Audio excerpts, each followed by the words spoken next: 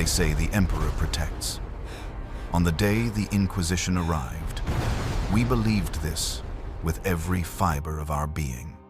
We had fought the corruption, reported the heresy, done everything the Imperium demanded of loyal citizens. We thought we would be saved, that our faith and duty would be rewarded with deliverance. Then the sky opened, and we understood the truth. The Emperor does not protect worlds marked for Exterminatus. He erases them, burning away the infection without regard for the faithful caught within the flames. My name was Maltheus Varn, Planetary Governor of Typhon Reaches, and this is how my world died. I was born into service. My grandfather served as an administratum clerk on Typhon Reaches. My father rose to the position of Hive Secundus Overseer. I spent 43 years climbing the ranks of planetary governance, each promotion earned through meticulous adherence to imperial doctrine and tireless devotion to duty. When I was finally appointed planetary governor at the age of 62, I wept with gratitude. To govern an entire world in the Emperor's name was the highest honor I could imagine. Typhon Reaches was not a jewel of the Imperium, but it was mine. An industrial hive world in the Segmentum Tempestus, home to 8 billion souls who labored in the Emperor's service. 13 hive cities rose from the planet's surface like metal mountains, their spires reaching toward the polluted sky while their foundations burrowed deep into the earth. We produced munitions for the Astra Militarum, components for navy vessels, and industrial chemicals shipped across the sector. Our tithes were always paid on time. Our productivity exceeded quotas by 6% annually, and our faith in the God Emperor was absolute. I governed from the Spire Palatine in Hive Primus, the capital. My offices overlooked the sprawling industrial zones where millions toiled in the Emperor's name. Every morning, I would stand at the great armored window and watch the shift changes, the masses moving like blood through veins, each individual a cell in the greater body of the Imperium. It filled me with purpose. These people were my responsibility, my flock to shepherd and protect. The first signs of corruption appeared 6 months before the end, though I did not recognize them as such at the time. A minor worker uprising in the underhive of Hive Tertius, nothing unusual for a world where billions lived in conditions that would break lesser souls. The Adeptus Arbites reported cult activity, prayers to forbidden gods, the usual heresy that occasionally surfaced in the lowest levels where the Emperor's light struggled to penetrate. I ordered the standard response. PDF forces deployed to cordon the affected sectors. Arbites judges conducted investigations and executions. The local ecclesiarchy dispatched preachers to reinforce faith among the population. Within 2 weeks, the uprising was crushed. 1,700 cultists executed. Their bodies burned, their names struck from all records. I filed the required reports with the subsector administratum, noting a minor heretical incident successfully contained. The response from my superiors came 3 weeks later, a single-line acknowledgement and approval of my handling of the situation. I thought nothing more of it. Cult uprisings were a reality of hive world governance. The underhives bred desperation, and desperation bred heresy. As long as it was contained quickly and brutally, it was merely another aspect of managing an industrial world. I had dealt with 7 such incidents in my first 3 years as governor. This seemed no different, but it was different. I simply lacked the knowledge to see it. The second incident came 1 month later in Hive Nonus, 2,000 kilometers from Tertius. Another cult uprising, this one larger. 4,000 cultists, better organized, better armed. They seized 3 hab sectors before PDF forces could respond, holding them for 5 days before being purged. The Arbites' interrogations revealed disturbing details. The cultists possessed weapons of non-imperial manufacture. Their leaders spoke of visions and prophecies, and they had been coordinating across multiple hive levels through methods our investigators could not determine. I remember the meeting with my senior staff when we reviewed the interrogation reports. Lord Commander Vareth of the PDF, a gruff veteran of 40 years' service, expressed concern about the sophistication of the cult's organization. "Governor, this is not the usual underhive rabble. They had discipline, tactics, supply lines. Someone trained them." I listened to his concerns, then made my decision. Increase patrols in all underhive zones. Institute random searches. Coordinate with the Arbites to identify and eliminate any remaining cult cells. We will crush this heresy before it spreads further. It seemed sufficient at the time. I believed in the systems, in the institutions of imperial governance. The PDF, the Arbites, the Ecclesiarchy, these were the Emperor's tools for maintaining order. Used properly, they could contain any threat. I had faith in their effectiveness because I had faith in the Imperium itself.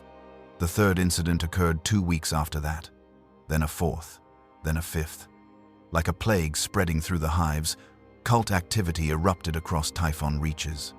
Each incident was contained, but the cost in lives and resources escalated with each engagement. PDF casualties mounted. Arbites judges died in ambushes. Entire HAB sectors were purged and sealed after investigations revealed taint too widespread to eliminate surgically. My daily briefings became catalogues of horror. Lord Commander Vareth reported PDF morale declining as soldiers realized they were fighting an enemy that looked exactly like their own families and neighbors. Arbites Marshal Kendrick spoke of discovering cult symbols carved into the walls of facilities that had stood for centuries, suggesting the corruption had roots far deeper than anyone suspected. Ecclesiarch Valorian, the planet's highest religious authority, admitted that even some of his own preachers had been found chanting blasphemous prayers in the darkness of their cells. I worked 18-hour days, coordinating responses, allocating resources, reviewing intelligence reports. I canceled all ceremonial duties, all social obligations. My entire existence focused on saving my world from the corruption spreading through it. I barely slept, consuming stimulants to maintain alertness, driving myself and my staff to exhaustion in pursuit of containment. It was during this period that I began to notice other irregularities. Small things at first, easily dismissed as coincidental. A manufactorum in Hive Quintus producing bolter ammunition with microscopic flaws that would cause weapon malfunctions. The flaw was so subtle it passed initial quality inspections, only caught by chance when a shipment's random sample underwent enhanced scrutiny.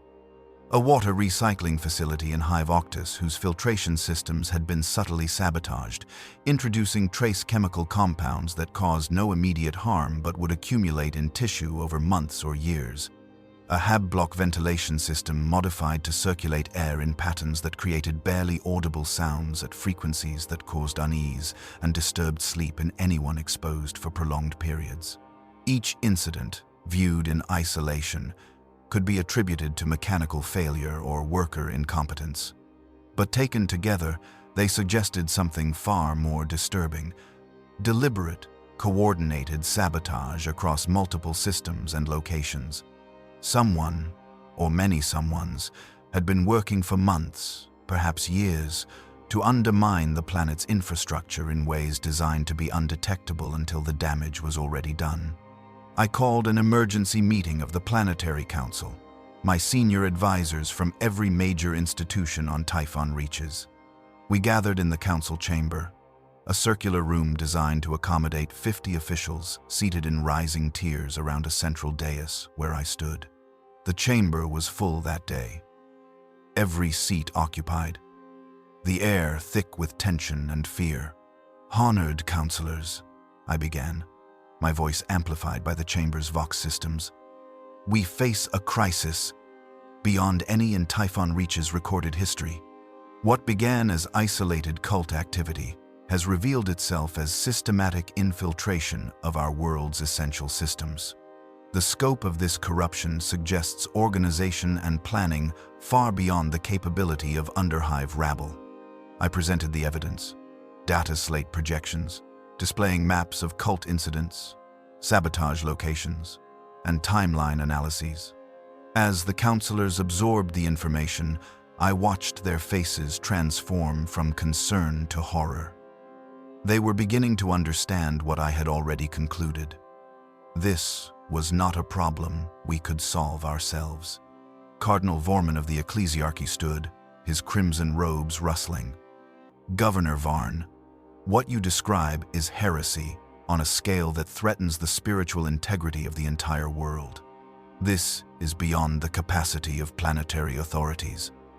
We must request inquisitorial intervention immediately. Several counselors murmured agreement, but others voiced opposition. Fabricator Locum Hexus of the Adeptus Mechanicus delegation stood, his augmented voice crackling through his vox grill. To summon the Inquisition is to invite scrutiny not just of the heretics, but of our own governance. The Mechanicus operations on Typhon reaches include several classified projects. Inquisitorial investigation could compromise tech arcana that we are sworn to protect. Lord Commander Vareth slammed his fist on the armrest of his seat. Damn your secrets, Fabricator! The planet is being devoured from within. If we do not call for help, there will be nothing left to protect. The debate continued for hours, factions forming and reforming as counselors weighed loyalty to their institutions against the reality of the threat. Some argued we needed more time to assess the situation properly.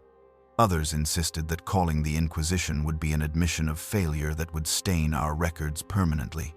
A few, in whispered asides I was not meant to hear, suggested that perhaps the corruption was not as widespread as it appeared, that I was overreacting out of inexperience with crisis management. I let them argue, let them voice their concerns and fears, but I had already made my decision. When the debate finally exhausted itself, I spoke with the full authority of my office. The corruption has spread to at least 8 of our 13 hive cities. We have executed over 15,000 confirmed heretics in the past 4 months, and interrogations suggest 10 times that number remain undiscovered. Our infrastructure has been compromised in ways we are only beginning to understand. Our own security forces are stretched beyond their limits, and we cannot be certain that all our institutions remain untainted. I paused, meeting the eyes of each counselor in turn. I am the planetary governor. The responsibility for Typhon reaches rests upon my shoulders. If we fail to act and this corruption spreads beyond our world, the blood of entire systems will stain my soul. I will not allow that. I am authorizing an emergency astropathic transmission to Subsector Command, requesting immediate inquisitorial intervention. The announcement brought chaos to the chamber. Some counselors stood and applauded, relief evident on their faces. Others shouted protests, arguing that I was overstepping my authority, that the Planetary Council should vote on such a momentous decision. Fabricator Locum Hexus simply stood and walked out, his Mechanicus delegation following in silence, their disapproval clear in their rigid movements. I did not care.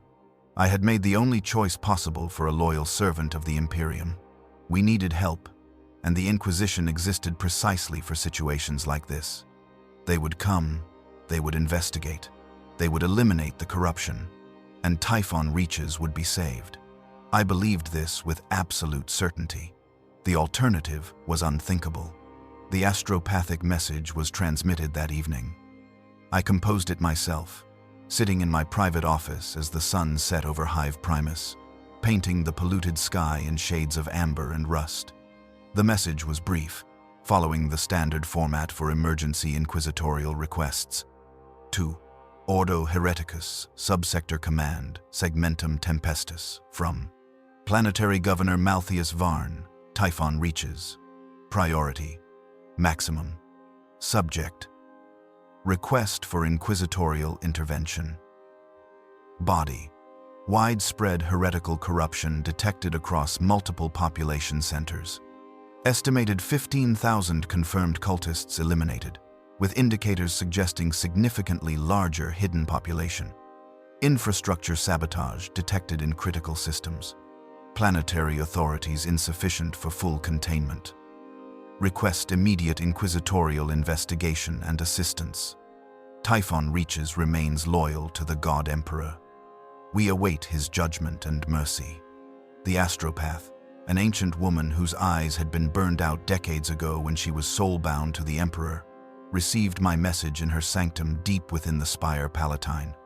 I watched as she entered her trance, her withered body trembling as her consciousness reached out across the warp to touch other astropathic minds light years distant.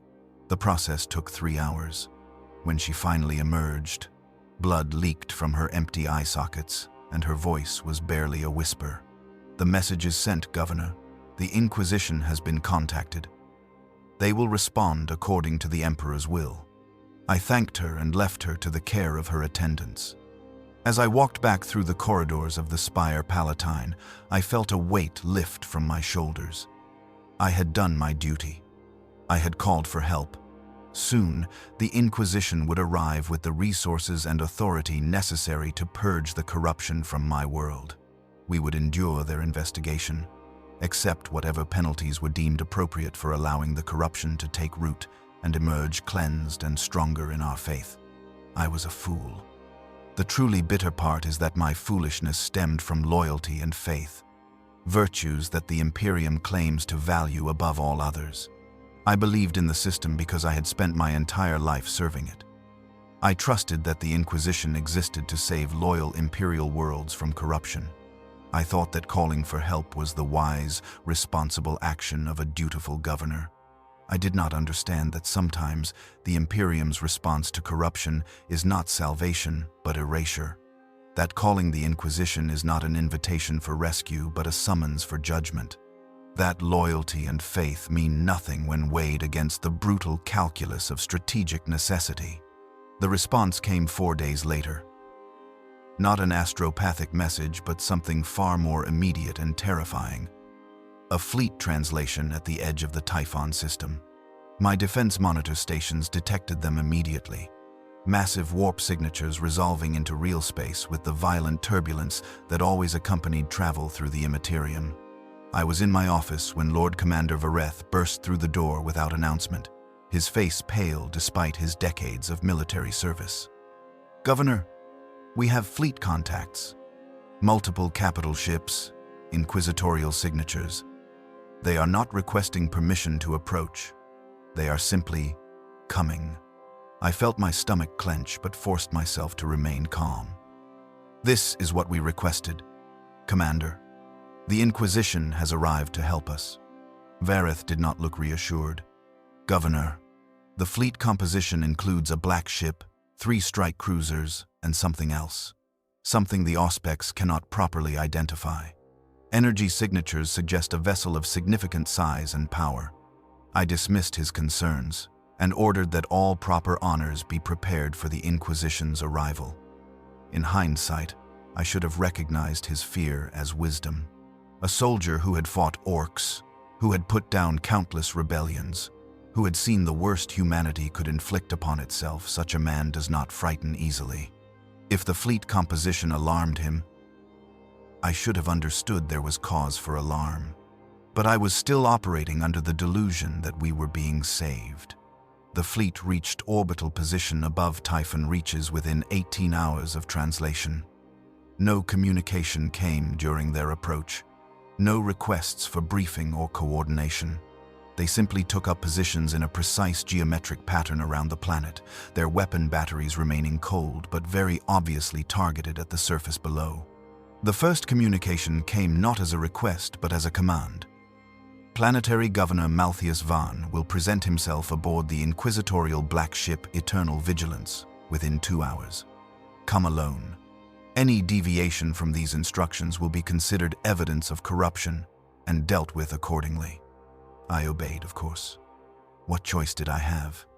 I changed into my formal gubernatorial robes, adorned with the symbols of my office and the aquila prominently displayed across my chest.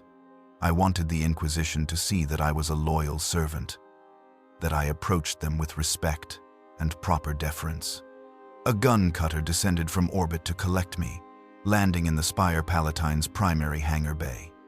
The craft was black as the void, its hull decorated with skulls and the symbols of the Inquisition. The boarding ramp descended, and I walked up alone as commanded, entering the craft's interior without escort or protection. The flight to orbit was brief and uncomfortable. The gun cutter's interior was utilitarian to the point of cruelty. Metal benches with restraints but no padding. The walls inscribed with prayers and oaths of loyalty. I sat in silence, my mind racing through everything I would need to tell the Inquisitor, all the data I had compiled, all the evidence of both the corruption and our efforts to combat it. When we docked with the Eternal Vigilance, I was met by a squad of inquisitorial stormtroopers in crimson carapace armor, their faces hidden behind mirrored visors, their hellguns held at ready positions that could transition to firing in an instant. They did not speak, simply gestured for me to follow, and led me through corridors that seemed designed to inspire dread. The black ship's interior was a cathedral to paranoia and control. Every surface was monitored by pict recorders and auspex scanners. Servitors shuffled through the corridors, their human components visible beneath poorly integrated machinery, their eyes dead and empty. The air itself felt heavy with suspicion, as if the ship itself judged all who walked its halls. We reached a massive adamantium door, inscribed with the phrase, "Only the guilty fear judgment." The stormtroopers took up positions on either side, and the door ground open with hydraulic slowness, revealing the chamber beyond. I stepped inside, and the door sealed behind me with a sound like a tomb closing. The chamber was circular, perhaps 30 meters in diameter, with walls of dark metal that seemed to absorb light rather than reflect it. The ceiling rose into shadows beyond the reach of the dim lumens that provided the only illumination. At the center of the room stood a single chair, clearly meant for me, surrounded by a ring of more substantial thrones arranged in judgment formation. All but one of these thrones was empty. In the occupied throne sat a woman whose presence dominated the space, despite her relatively modest physical stature. She wore power armor of midnight blue, its surface inscribed with prayers in High Gothic and languages I did not recognize. Her face was severe, beautiful in the way a power sword is, beautiful, elegant, purposeful, and deadly. Her eyes were augmented, one natural brown, the other replaced with a bionic that glowed with a soft amber light and whirred almost imperceptibly as it focused on me. Her hair was white, though whether from age or some other factor I could not determine. She appeared perhaps 50 years old, but with juvenile treatments and augmentation, she could have been far older. "Sit," she commanded, her voice carrying absolute authority without needing to be raised. I sat in the chair provided, feeling immediately how it placed me lower than her throne, forcing me to look up at her. A calculated choice in the room's design, one more tool in the arsenal of control. "I am Inquisitor Hestia Kovold of the Ordo Hereticus," she said. "Your world has been brought to my attention through your own astropathic transmission. You will now tell me everything, Governor Varn. Every detail of the corruption you have discovered. Every action you have taken in response. Every doubt you have harbored. Every decision you have made or failed to make. Leave nothing out. Your honesty in this moment may determine whether your soul is judged redeemable or whether you are simply another tumor to be excised from the Imperium's body." Her words should have terrified me, and perhaps they did, but I was too focused on the opportunity she presented. This was my chance to explain, to demonstrate my loyalty and competence, to show that I had done everything possible to combat the corruption. I began to speak, and once started, the words poured out in a torrent. I told her everything. The initial cult uprising in Hive Tertius 6 months prior, the escalating incidents that followed, the discovery of systematic sabotage across multiple systems, the debates within the Planetary Council and my decision to request inquisitorial intervention. I provided specific numbers: 15,000 cultists executed, over 200 separate incidents documented, 8 of 13 Hive cities affected to some degree. I explained our response protocols, the deployment of PDF forces, the Arbites investigations, the ecclesiarchy's efforts to reinforce faith among the population. Throughout my report, Inquisitor Kovold remained motionless, her augmented eye never blinking, fixed upon me with an intensity that felt like physical pressure. She asked no questions during my initial recounting, simply absorbed the information with perfect attention. When I finally finished, my throat raw from nearly an hour of continuous speech, she leaned forward slightly in her throne. "You have been honest," she said, and I felt a surge of relief. "That is unusual.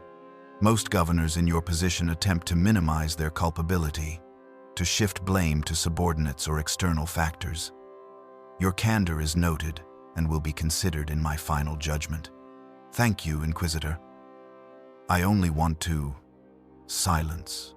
The word cut through my response like a blade. "You will speak only when asked direct questions. Your desire to demonstrate loyalty is understood and irrelevant. What matters is truth, and truth requires investigation far more thorough than your verbal account." She made a gesture, and a door I had not noticed opened in the chamber's wall. Through it came a procession that made my blood chill. First, 3 more inquisitorial stormtroopers, then a robed figure whose face was completely hidden behind a smooth silver mask.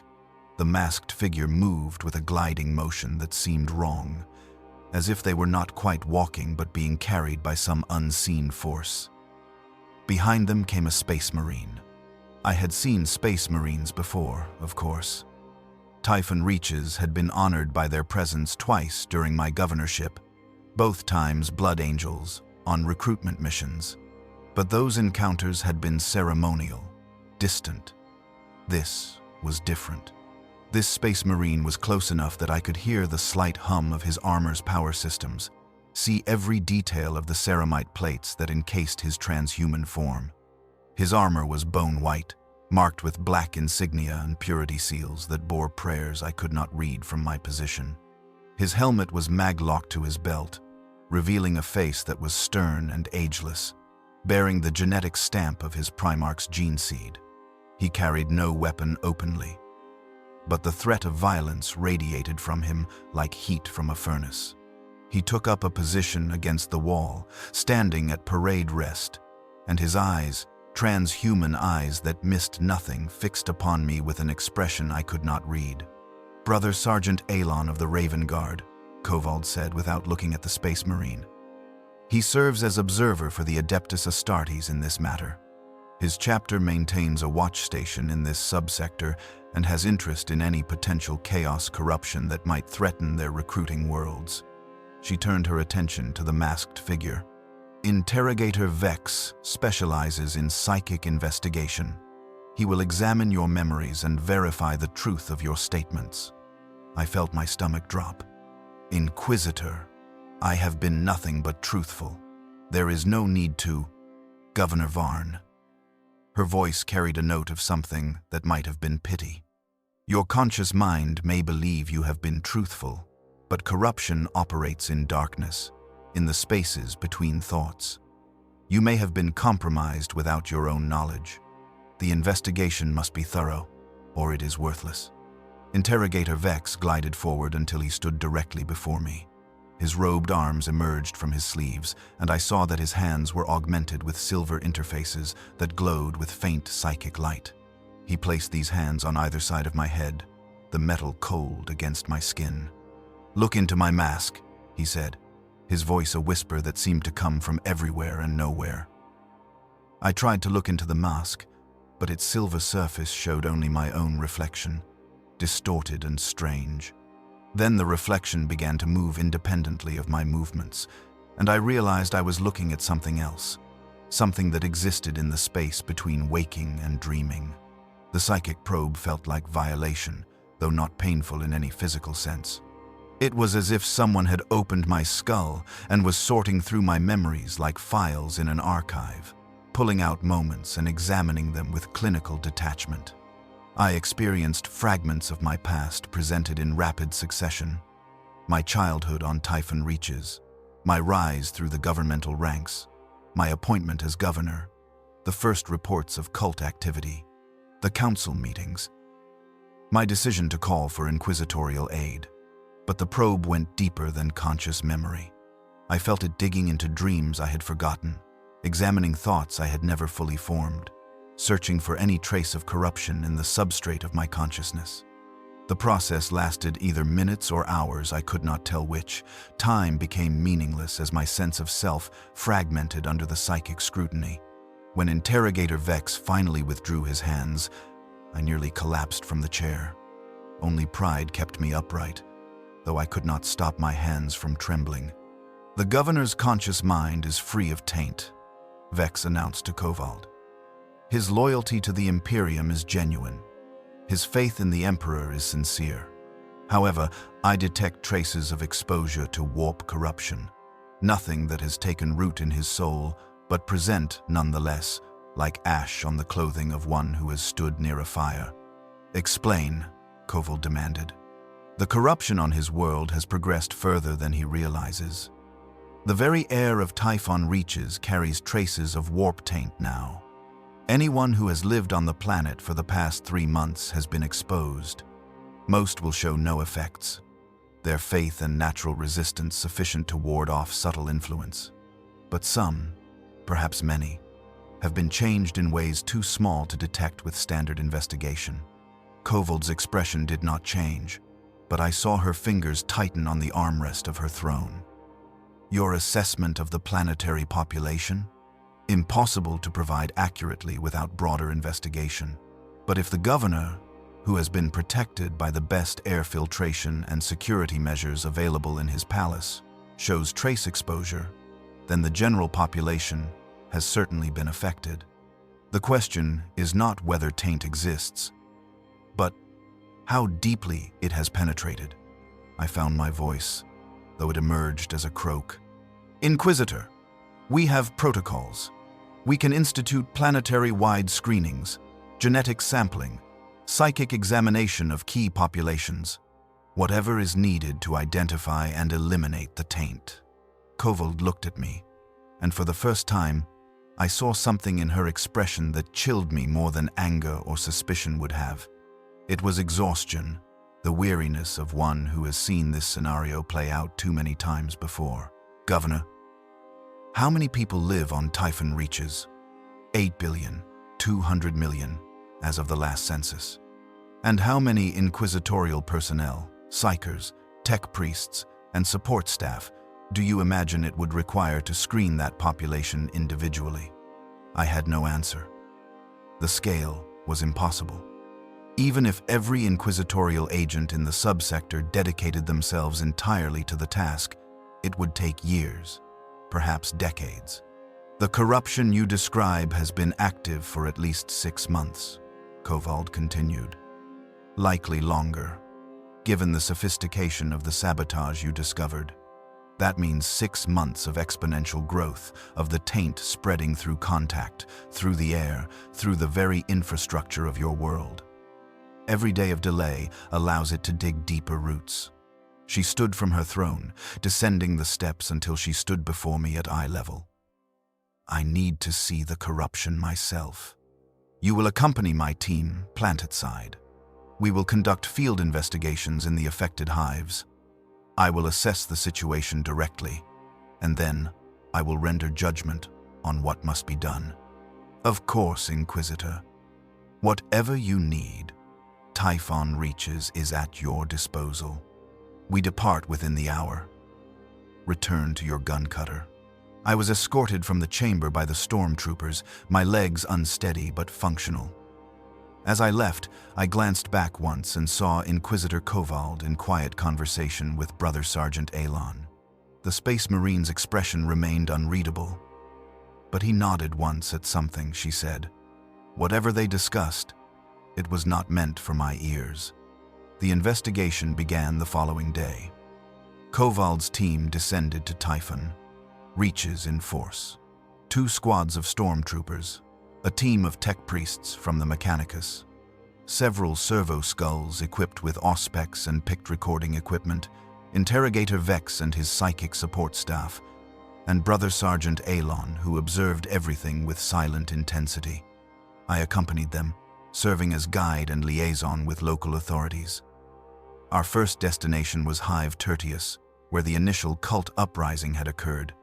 The Arbites had sealed the affected sectors after the purge, leaving them as tomb districts where nothing living remained. We descended into those sectors through maintenance tunnels, bypassing the sealed primary entrances. The stormtroopers led the way, their hell guns sweeping every corner, their movements precise and coordinated. I followed in the middle of the formation, feeling useless and afraid. Behind us came the tech priests, their mechadendrites extending to interface with wall terminals and power conduits, extracting data from systems that had been dormant for months. The sectors themselves were exactly as they had been left after the purge. Streets littered with corpses in various states of decay. Buildings marked with last burns and explosive damage. The walls covered in graffiti that made my eyes hurt to look at directly. The symbols were clearly heretical, depicting blasphemous imagery I had only seen in PICT files during my anti-corruption training decades ago. Kovold studied everything with meticulous attention. She examined the symbols, compared them against references on her data slate, took samples of the paint used to create them. She ordered the tech priests to analyze the corpses for signs of mutation or genetic corruption. She had Interrogator Vex perform psychic readings of the locations where the cultists had gathered, searching for residual warp taint that might linger after death. The investigation continued for hours. I watched as the Inquisitor's team worked with methodical efficiency, cataloging every detail, every piece of evidence. No one spoke unnecessarily. Every action served a purpose in building a complete picture of what had occurred here. It was a tech priest, Maltheus Varn, who made the first critical discovery. He had been analyzing the composition of the paint used for the graffiti, his augmented eyes examining it at a molecular level through specialized equipment. "Inquisitor," he called out, his voice synthesized through his Vox grill. "This substance is not paint. It is organic matter, highly concentrated. Analysis indicates human blood mixed with compounds I do not recognize, possibly of Xenos or warp origin." Kovold moved to examine his findings. How much blood would be required to cover this area? Varn performed rapid calculations, his internal cogitators clicking audibly. Approximately 400 liters, drawn from perhaps 80 to 100 individuals. The cultists killed their own to create ritual decorations, Kovold said, her voice flat. "This is more than rebellion or heretical worship. This is organized demonic practice." She moved through the sector with renewed intensity, examining details I had thought were random damage or decay. She pointed out patterns in the placement of corpses, arrangements that formed shapes with ritual significance. She identified modifications to the sector's architecture. Walls torn down to create sightlines that formed geometric patterns. Hab units rearranged to channel foot traffic through specific paths. Ventilation systems altered to distribute air in ways that served some incomprehensible purpose. This entire sector was transformed into a ritual space, she announced to her team. The uprising was not the beginning of their activity. It was the culmination. They had been preparing this location for months, perhaps years, shaping it into something that could serve as a conduit for warp energies. "But we destroyed them," I protested. "The PDF purged every cultist. The Arbites confirmed no survivors." "You destroyed the cultists who had fulfilled their purpose," Kovold corrected. "The question is whether their ritual succeeded before death claimed them." She ordered Interrogator Vex to perform a deep psychic scan of the entire sector. The masked psyker moved to the center of the largest open space, a plaza where hundreds of cultists had made their final stand against PDF forces. He knelt, placing his augmented hands flat against the ground, and entered a trance state. I watched, fascinated and horrified, as the air around Vex began to shimmer. The temperature dropped noticeably. Frost formed on nearby surfaces despite the sector's ambient warmth. The Servo Skull's Auspex equipment screamed alerts about warp energy fluctuations. Then Vex spoke, but his voice was wrong, layered with harmonics that human vocal cords could not produce. They called something through the veil. It touched this place, marked it with its attention. The ritual was incomplete when the cultists died, but incomplete is not the same as failed. A seed was planted here. Inquisitor, given time, it will grow. Can it be cleansed? Kovold asked. With sufficient application of sacred fire and sanctified explosives, yes, but similar seeds exist elsewhere. I sense them across this hive, across other hives. They form a network, a web designed to gradually thin the barrier between real space and the warp. Vex emerged from his trance. Blood leaking from beneath his silver mask. He stood on unsteady legs, supported by his acolytes. This world has been marked, Inquisitor. The touch of the warp is upon it. We continued the investigation across Hive Tertius, finding similar evidence in 3 other sealed sectors. Then we moved to Hive Nonus, then Hive Quintus. Each location revealed the same pattern. Cults operating for extended periods, transforming spaces into ritual sites, calling to something beyond the veil. Days blurred together as the investigation progressed. I slept little, surviving on stimulants and fear. Kovold's team worked with relentless efficiency, but their findings grew increasingly grim. The corruption was not isolated incidents, but a coordinated campaign spanning the entire planet. Someone, or something, had orchestrated this, planting seeds of chaos across Typhon reaches with patient deliberation. On the 8th day of investigation, we were examining a water treatment facility in Hive Octus when we made the discovery that sealed my world's fate. A tech priest was analyzing the chemical composition of the water supply when his equipment detected something that should not exist outside of controlled laboratory conditions. Trace amounts of a substance that registered as simultaneously organic and inorganic. Matter that existed partially in real space and partially in the warp. The substance had been introduced into the water supply approximately 3 months prior, according to system logs. Since then, every person who consumed water from this treatment facility, approximately 40 million individuals, had been ingesting this substance with every drink. What does it do? I asked, though part of me did not want to know the answer. Maltheus Varn consulted his databases, his augmented eyes flickering through data at superhuman speed. The substance appears to be a mutagenic catalyst. In small doses, it produces no immediate, observable effects. But over time, it accumulates in tissue and begins altering cellular structure at a genetic level. The changes are subtle. Increased receptivity to warp energies, weakened resistance to psychic influence, enhanced susceptibility to demonic possession.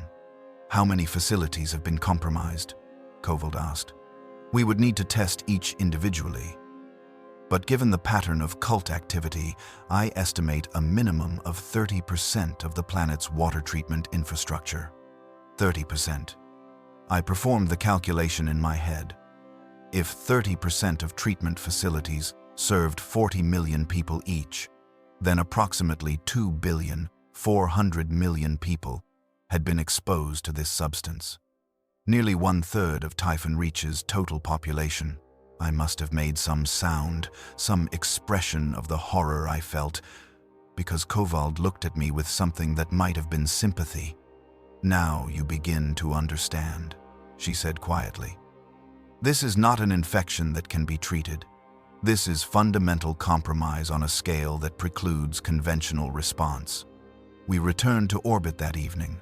The gun cutter ascended through the polluted atmosphere while I stared out the viewport at my world below, seeing it differently now. Those lights were not just hive cities. They were population centers where billions lived and worked, unknowing that corruption flowed through their veins with every beat of their hearts.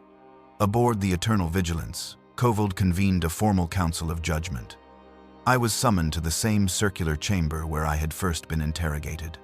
This time, all the thrones were occupied. Interrogator Vex sat in one, Maltheus Varn in another, Brother Sergeant Alon occupied a third throne, his massive form barely contained by its structure. Other inquisitorial personnel filled the remaining seats. Analysts, interrogators, and specialists whose roles I could not identify. I stood in the center, no longer seated, facing judgment. Inquisitor Kovald rose from her throne and began to speak. Her voice was formal now, reciting words that had been spoken countless times across the Imperium's long history. We are gathered to render judgment upon the world-designated Typhon reaches, located in subsector Theta of the Segmentum Tempestus. Investigation has revealed corruption of such scope and severity that standard containment protocols are insufficient. The evidence will now be presented. For the next 3 hours, her team presented their findings. Detailed reports of cult activity, analysis of ritual sites, documentation of infrastructure sabotage, and most damning of all, the evidence of systematic poisoning of the water supply. Charts and graphs displayed on holoprojectors showed the spread of corruption across the planet's geography and timeline. The picture they painted was comprehensive and devastating. When the presentations concluded, Kovald asked each council member for their assessment. Magos Dern spoke first. The technological corruption is terminal. Even if all cultists were eliminated, the infrastructure itself has been compromised beyond efficient repair. Restoration would require dismantling and rebuilding critical systems across the entire planet. The resources required would exceed the cost of establishing a new colony world. Interrogator Vex's masked face turned toward me as he spoke. The spiritual corruption is equally absolute. The veil between real space and the warp has been thinned across multiple locations. Demonic incursion is not a possibility, but an inevitability. The only question is when, not if. Other council members provided similar assessments, each from their area of expertise.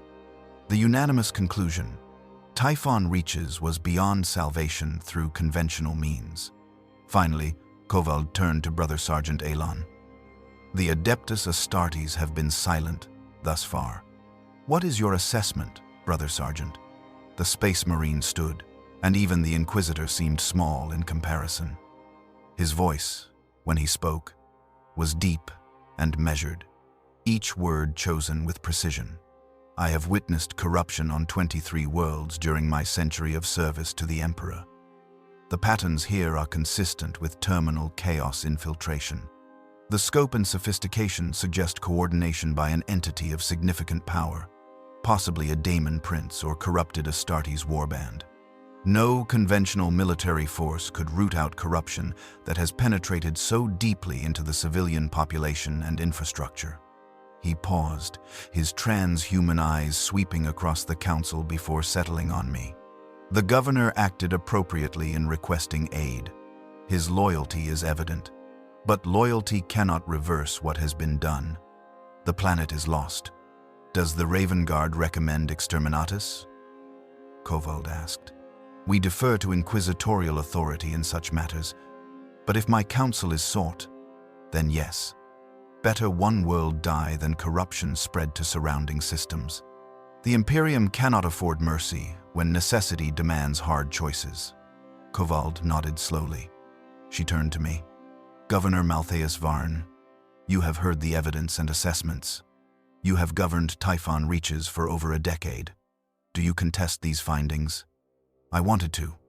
I wanted to argue, to present counter-evidence, to find some flaw in their analysis that would save my world. But I had witnessed what they had witnessed. I had seen the ritual sites, the corrupted infrastructure, the scope of the conspiracy. I had felt Interrogator Vex's psychic probe and knew that corruption existed in forms too subtle for standard detection. I do not contest the findings, I said, my voice breaking. But I beg the Council to consider alternatives: surgical purges of infected populations, orbital bombardment of ritual sites, mechanicus reconstruction of compromised infrastructure. Surely something can be done. At what cost? Kovald asked, not unkindly. Such operations would require decades and resources that must be drawn from other worlds. other wars. While we labor to save Typhon reaches, how many other worlds fall due to lack of support? How many soldiers die because the ships that should transport them are tied up in blockade duty here? How many Forge worlds fail to meet production quotas because their personnel are occupied with your reconstruction? She descended from her throne again, approaching me. You think like a planetary governor, concerned with your own world. That is natural and shows your dedication. But I must think like an inquisitor, concerned with the Imperium's survival across 1,000,000 worlds. Sometimes, the price of saving one world is the loss of 10 others. Then we are expendable, I said bitterly. 8 billion loyal citizens, expendable because the Imperium cannot spare the resources. All citizens are expendable, Brother Sergeant Alon said, his voice hard but not cruel. From the lowest underhive worker to the High Lords of Terra themselves, we exist to serve the Imperium, and when our service requires death, we die. That is the covenant of loyalty. Inquisitor Kovold raised her hand for silence. I will now render formal judgment. Governor Varn, you will listen, and you will witness. She returned to her throne, and her voice took on a ritual quality. The words formal and final.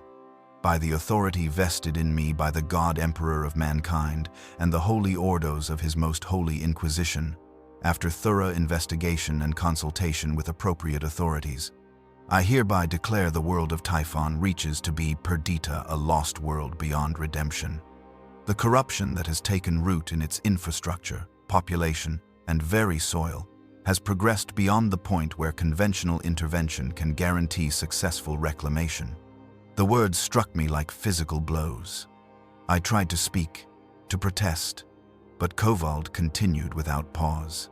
Furthermore, I declare that the continued existence of Typhon reaches represents an unacceptable risk to surrounding systems. The evidence of organized demonic ritual and systematic warp taint means that failure to act decisively will result in the formation of a chaos foothold that could threaten the entire subsector. Therefore, I invoke the sanction of Exterminatus upon the world of Typhon reaches. All life will be purged, all structures will be destroyed. The planet will be rendered lifeless to deny the enemy any foothold in real space. No, I whispered. Please, no. The sentence will be carried out in 72 standard hours, Kovold continued. This time is granted to allow for proper rituals of sanctification and to give the faithful an opportunity to make peace with the Emperor. Governor Varn, you will return to the surface and may inform your population of their fate. How you choose to spend these final hours is left to your discretion. She paused, and when she spoke again, her voice had lost its formal quality. I am sorry, Governor. Your loyalty is noted.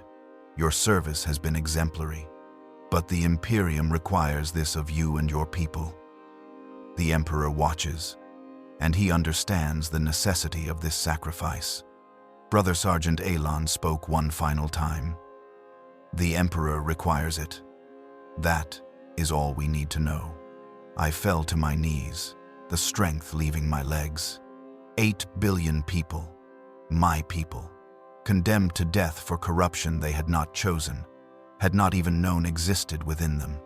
Loyal citizens of the Imperium who had done nothing wrong except live on a world that had been marked by forces beyond their comprehension. Why? I managed to ask. Why save me? Why not let me die with them? Kovold looked down at me from her throne. Because you must witness. Someone must remember why this was necessary. Someone must carry the lesson forward. That burden falls to you, Governor Varn. The stormtroopers lifted me to my feet and escorted me from the chamber. As the door sealed behind me, I heard Kovold's voice giving orders to her staff, already moving forward with preparations for the planet's destruction. To her, the decision was made and the matter concluded.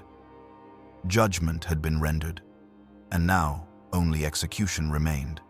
I was returned to Typhon reaches within the hour, delivered back to my palace like a piece of unwanted cargo. The gun cutter departed immediately, leaving me standing alone in the hangar bay while my staff stared at me with questions they dared not ask. I summoned them all to the Grand Hall.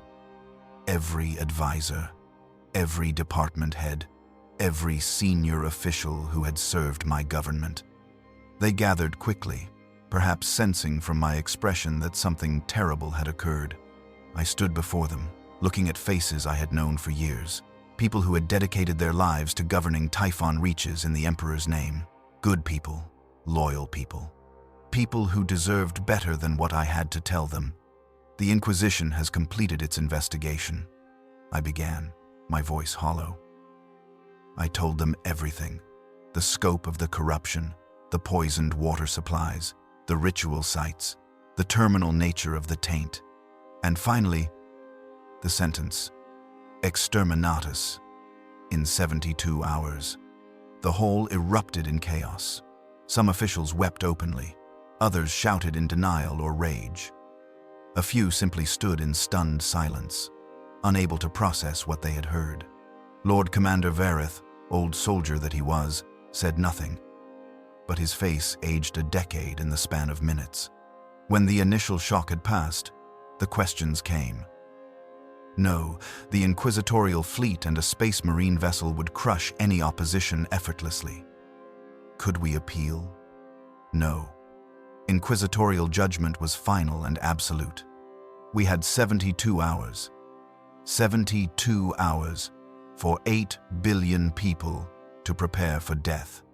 There was nothing I could do to save them. Nothing but use the time remaining to help them face the end with whatever dignity and faith we could muster. I gave my final order as Planetary Governor of Typhon Reaches. Open all Vox channels. I will address the planet. They deserve to hear the truth from my lips.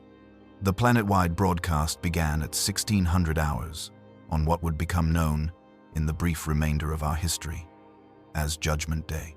Every Vox system on Typhon Reaches carried my voice simultaneously. Into homes and factories, hab blocks and manufactorums, chapels and command centers. 8 billion people stopped what they were doing and listened. I sat alone in my private office, speaking into a Vox unit that would carry my words across the entire world. I had written nothing, prepared no speech. These were the final words I would ever speak to my people, and they had to be honest. Citizens of Typhon Reaches, this is Governor Maltheus Varn. What I must tell you will be difficult to hear, and I ask that you listen completely before acting. 6 months ago, we discovered evidence of heretical corruption in several of our hive cities. I ordered appropriate responses, and when the corruption proved more extensive than initially believed, I requested intervention from the Holy Inquisition. They arrived 8 days ago and have conducted thorough investigation of our world. I paused, gathering strength for what came next. Somewhere on this world, my words were reaching into homes where families sat together, into workstations where laborers paused in their duties, into churches where the faithful had gathered for evening prayers. The Inquisition has determined that the corruption on Typhon Reaches has progressed beyond the point where conventional purification is possible. The taint has penetrated our infrastructure, our water supplies, and through them, a significant portion of our population. This taint exists at a genetic level and creates vulnerability to forces that would destroy not just our world, but potentially spread to others. The Inquisitor, after consultation with all appropriate authorities, including representatives of the Adeptus Astartes, has therefore declared Typhon Reaches Perdita a lost world and has ordered its destruction under the sanction of Exterminatus. Even through the Vox system, even separated by kilometers of distance, I heard the reaction. A sound that might have been 8 billion voices crying out at once, a wave of anguish and disbelief that rippled across the planet. In 72 hours, the Inquisitorial fleet will commence orbital bombardment using atmospheric incinerator torpedoes. The attack will ignite our atmosphere and consume all life on Typhon Reaches. There will be no evacuation. The blockade is absolute. There is no appeal from inquisitorial judgment. We have 3 days. My voice broke, but I forced myself to continue. I know this is unjust. I know that most of you are innocent of any heresy, that you have lived your lives in faithful service to the Emperor. I know that you do not deserve this fate. But the Imperium operates on a scale beyond single worlds. The Inquisition believes, and I have seen evidence to support this belief, that if Typhon reaches is allowed to survive, the corruption will spread and potentially doom dozens of other worlds. We are being sacrificed so that others may live. I heard my voice echoing through the palace corridors outside my office, my own words coming back to me through other Vox speakers. The recursion felt appropriate somehow, as if I were speaking to myself across time. I will not lie to you with false hope or empty platitudes. We are going to die, all of us. Our world will burn, and nothing will remain. But we can choose how we face this end. We can descend into chaos and violence, or we can face death with the dignity and faith that has always characterized the people of Typhon Reaches. We can spend our final hours in hatred and fear, or we can spend them with those we love, making what peace we can with the Emperor and with each other. The words were inadequate. How does one prepare 8 billion people for planetary annihilation? What comfort could I possibly offer in the face of such absolute horror? The Vox channels will remain open. All restrictions on movement within and between hives are lifted. Arbites and PDF forces will maintain basic order, but will not interfere with your movements. Go to your families. Pray if faith sustains you. Do what you must in these final hours. May the Emperor's light shine upon us all, and may our deaths serve the Imperium we have faithfully served in life. I ended the transmission and sat in silence. Outside my window, I could see across Hive Primus to where millions lived and worked. For a moment, everything appeared normal. Then I heard the sirens begin, the screaming, the sound of a world learning it was about to die. The first 12 hours were characterized by denial. Despite my broadcast, despite the inquisitorial fleet visible in the night sky, many citizens simply could not accept the reality of what I had told them. They continued with their routines, went to work, prepared meals, put children to bed. The human mind has difficulty processing extinction. It searches for normalcy even in the face of the abnormal. But denial could not survive contact with reality. Within hours, independent confirmation came from 1,000 sources. Astropaths across the planet received psychic verification of the Exterminatus order. Tech priests monitoring orbital traffic observed the inquisitorial fleet repositioning for optimal bombardment angles.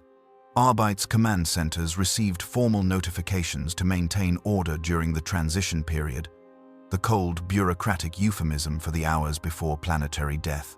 By midnight of the first day, denial gave way to panic. The orbital docks were the first flashpoints. Despite my broadcast explaining that evacuation was impossible, thousands of citizens flooded the elevators and transit systems leading to the orbital platforms, convinced that if they could only reach a ship, they could escape. They arrived to find inquisitorial stormtroopers in full combat gear, blocking every docking bay, every hangar, every access point to vessels capable of leaving the planet. A crowd of perhaps 10,000 people gathered at Primary Orbital Station 7, pressing against the barricades, begging, pleading, offering everything they owned for passage off-world.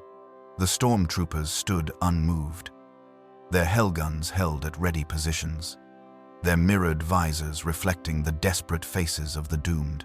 When the crowd began to push harder, when the pressure of bodies threatened to overwhelm the barricades through sheer mass, the stormtroopers opened fire. Not into the crowd, but above their heads, las bolts scorching the ceiling and raining molten metal down as a warning. The crowd recoiled, but within minutes they pressed forward again, desperation overcoming fear. This time, the stormtroopers did not fire warning shots. They aimed into the crowd and cut down the first 3 ranks of people with clinical precision. Bodies fell, blood spread across the deck plates, and the crowd finally broke, fleeing in terror from the only escape route that existed. Similar scenes played out at every orbital facility across Typhon reaches. By dawn of the second day, over 2,000 citizens had been killed by inquisitorial forces while attempting to flee the planet. Their bodies were left where they fell, grim warnings to others who might attempt the same.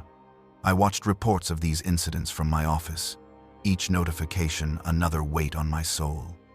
These people died trying to save themselves, killed by the very Imperium they had served loyally their entire lives. The injustice of it was staggering, yet I understood the cold logic. If even one ship escaped carrying tainted individuals, the corruption could spread. The blockade had to be absolute, enforced with lethal efficiency. Lord Commander Vareth came to my office on the morning of the second day. He looked as if he had not slept, his uniform disheveled, his face haggard. He stood before my desk at attention out of habit, though all such formalities seemed absurd now.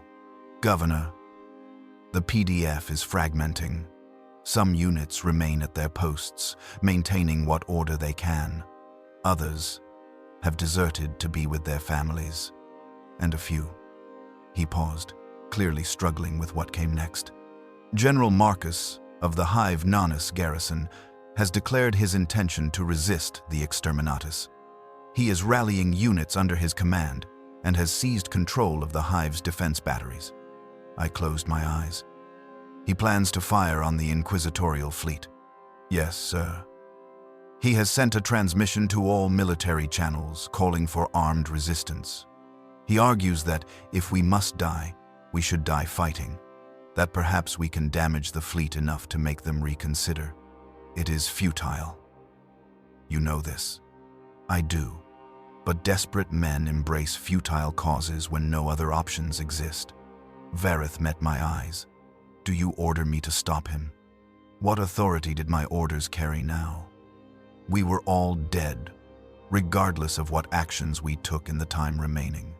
If Marcus and his soldiers wanted to spend their final hours in defiance rather than acceptance, who was I to deny them that choice? No, I said finally. Let him make his stand, if that is what he needs. But make it clear to all PDF forces that this is his choice, not an official order. Any who wish to join him may do so. Any who wish to spend their remaining time differently have my permission to stand down. Vareth nodded slowly. And what will you do, Governor? I will remain here.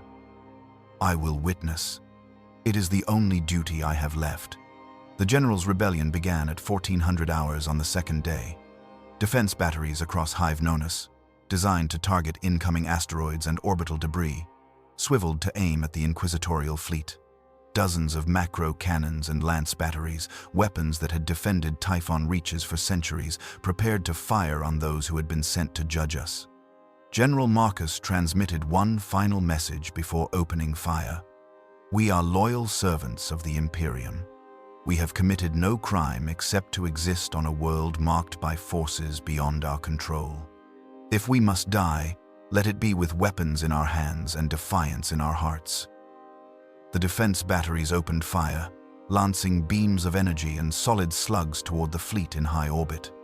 Some shots went wild, never designed to engage targets at such extreme range, but others found their marks, striking the shields of the inquisitorial vessels with impacts that lit up the daytime sky like artificial suns. For 3 minutes, it seemed as if Marcus's defiance might mean something. The defense batteries fired continuously, pouring everything they had at the fleet above. Then, the response came. Brother Sergeant Alon's Raven Guard strike cruiser, the Shadow's Talon, descended from high orbit with breathtaking speed. It entered the atmosphere over Hive Nonus, trailing fire, its armor absorbing the defense battery strikes with contemptuous ease. When it reached optimal firing position, it unleashed a single bombardment cannon salvo. The shells, each one the size of a HAB unit, struck Hive Nonus's military complex with devastating accuracy.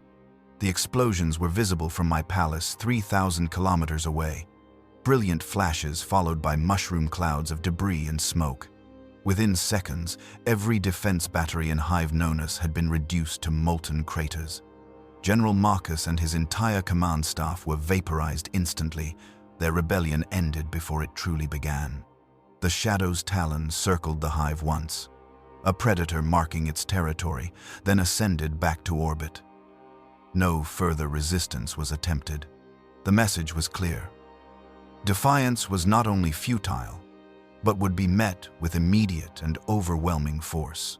Yet even as organized resistance collapsed, the planet itself descended into chaos. With less than 60 hours remaining and all hope of escape or salvation gone, the thin veneer of civilization began to crack. In the underhives, where life had always been brutal, the breakdown was fastest. Gangs that had maintained fragile truces for years erupted into violence, settling old scores when tomorrow's consequences ceased to matter. Chem dealers distributed their entire stocks freely, offering escape through narcotic oblivion. In some sectors, spontaneous festivals erupted, citizens embracing hedonism and excess as their final acts. The middle hive saw different responses. Some families barricaded themselves in their HAB units, choosing to spend their final hours in familiar spaces with loved ones. Others flooded the streets, wandering aimlessly, perhaps hoping that movement would somehow lead to salvation. Churches and chapels filled beyond capacity, the faithful seeking comfort in prayer and ritual. In the upper hives, where the wealthy and influential made their homes, the response was more varied. Some nobles locked themselves in fortified mansions, their final hours spent in isolated luxury. Others liquidated their assets and threw elaborate parties, inviting anyone who wished to attend to share in feast and celebration before the end.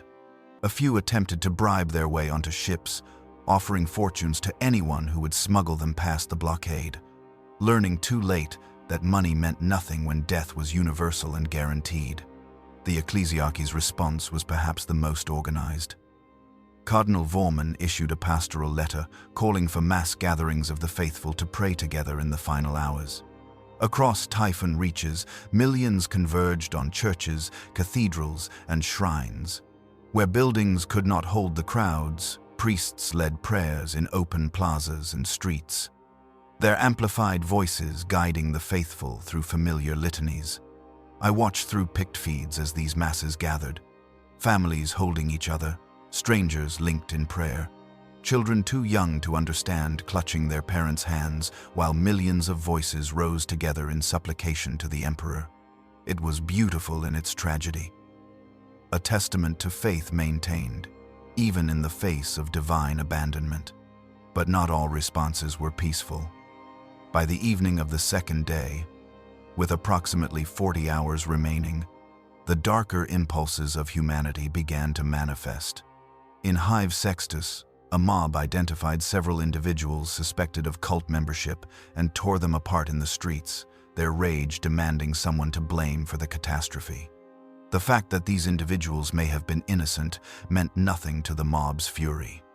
In Hive Decimus, citizens stormed government buildings, dragging officials into the streets and executing them for allowing the corruption to take root. The logic was insane, the violence pointless. But logic and point ceased to matter when death was certain.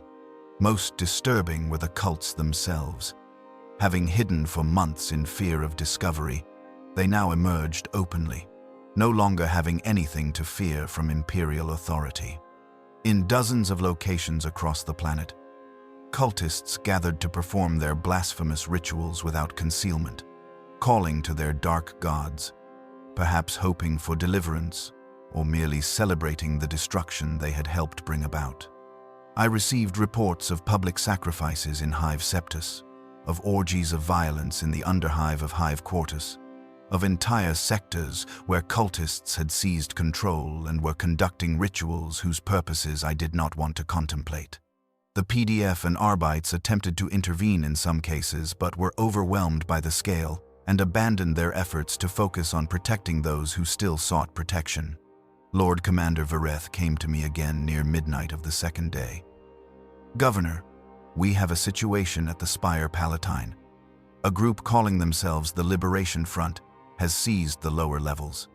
They are demanding your surrender." "On what charges?" I asked, finding dark humor in the absurdity. "Treason. They claim you deliberately allowed the corruption to spread so you could call in the Inquisition and achieve martyrdom for yourself and the planet. They plan to execute you publicly to restore justice before the end."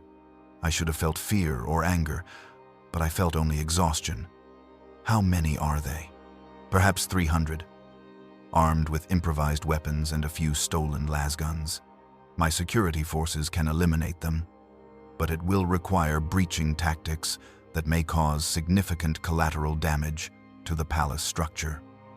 I considered for a moment, then made my decision. "No, let them come. If they need to kill me to find meaning in their final hours, I will not deny them that." Vareth stared at me. "Governor, you cannot be serious." "I am already dead, Commander. We all are. If my death brings them comfort or purpose, then it is a small price to pay. Stand down your forces and allow them access to this level." "I cannot do that. My duty is to protect you. Your duty is to serve the people of Typhon Reaches, and they have 36 hours left to live. Do not waste those hours on violence that serves no purpose. Stand down." For a long moment, Vareth looked as if he would refuse, but finally, he saluted one last time. "As you command, Governor. It has been an honor to serve under you." He withdrew, leaving me alone in my office. I sat behind my desk and waited. Perhaps 20 minutes later, I heard the sounds of the mob ascending through the palace, shouting, the crash of doors being forced open, the thunder of hundreds of feet on marble floors. They burst into my office like a wave, faces twisted with rage and grief, weapons raised. At their head was a woman I recognized, Karenna Thule, a mid-level administratum functionary who had worked in the Planetary Census Bureau. I had met her twice at formal functions. She had seemed pleasant, competent, entirely unremarkable.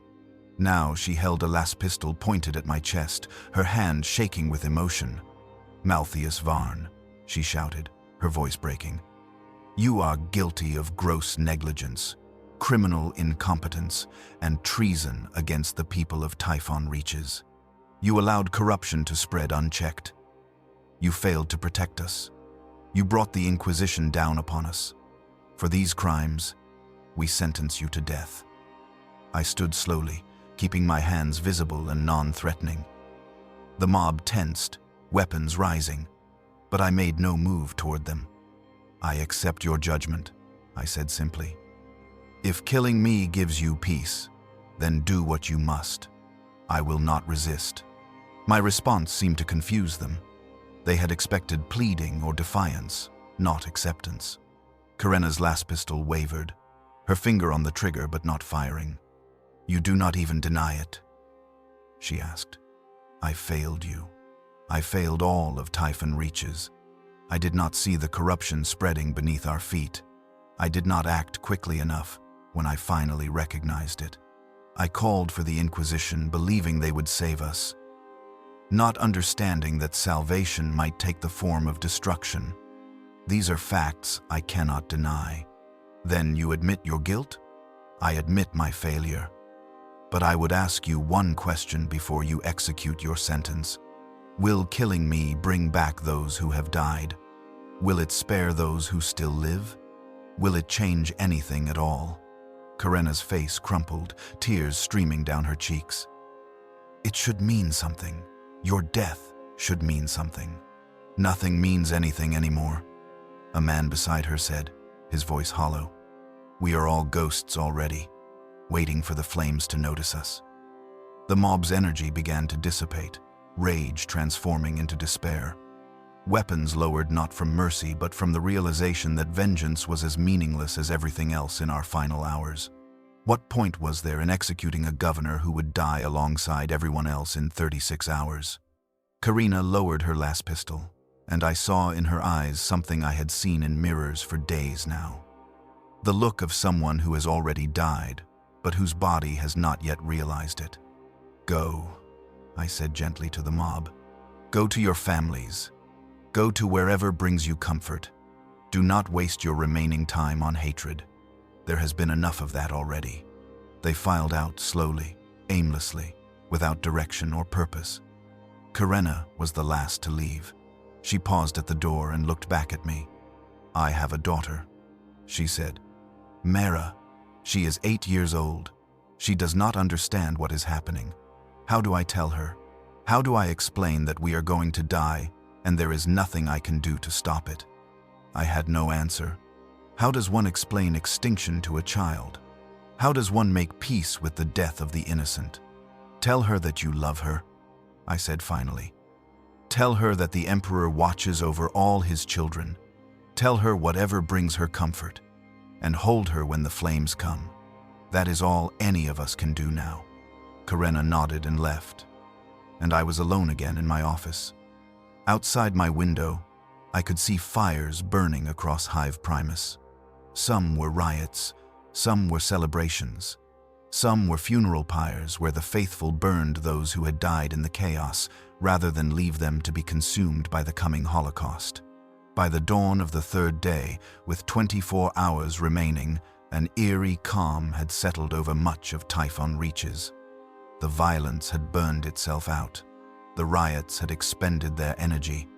What remained was acceptance, or at least resignation. Massive gatherings formed in every Hive city. Millions of people coming together not to resist or riot, but simply to be together in the end. In Hive Primus alone, over 600 million people converged on the central plaza and surrounding districts, the largest assembly in our planet's history. Cardinal Vorman stood at the cathedral's highest balcony, his voice amplified to reach the gathered millions. He led them in prayer, in hymns, in the familiar rituals that had structured their lives and now would accompany their deaths. I watched through remote-picked feeds as this vast sea of humanity, representing every class and profession, united in faith and shared doom. "The Emperor gives, and the Emperor takes away," Vorman's voice echoed across the city. "We are his servants, in life and in death. Our bodies will be destroyed, but our souls will return to him, and in his infinite mercy, he will judge us worthy." I do not know if Vorman believed his own words, if he truly thought the Emperor would welcome the souls of 8 billion innocents sacrificed on the altar of strategic necessity. But the people needed to believe it. They needed to believe their deaths served some purpose, that their suffering was not meaningless, that the cosmos contained some justice, even if it was invisible to mortal eyes. As the final day progressed, I received a transmission from the Eternal Vigilance, Inquisitor Kovald requesting my presence aboard her ship for the final hours. I accepted, not from any desire to witness the planet's death from orbit, but because she had asked, and I saw no reason to refuse. The gun cutter retrieved me from the palace at 1800 hours, 12 hours before the scheduled Exterminatus. As we ascended through the atmosphere, I looked down at Typhon reaches one final time as a living world. The Hive cities glowed in the gathering darkness, billions of lights representing billions of lives, all of them about to be extinguished.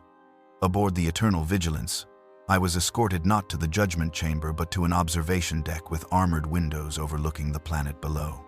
Inquisitor Kovald stood there alone, her armor reflecting the light of Typhon Reach's doomed world. "Thank you for coming, Governor," she said without turning. "I thought you might wish to witness this from here rather than from the surface." "Why?" I asked. "Why does it matter where I watch my world die? Because you must understand completely. You must see not just the death but the necessity of it. That understanding will be essential for what comes after." "What comes after?" I assumed I would die with my world. Kovold finally turned to face me. No, you will survive.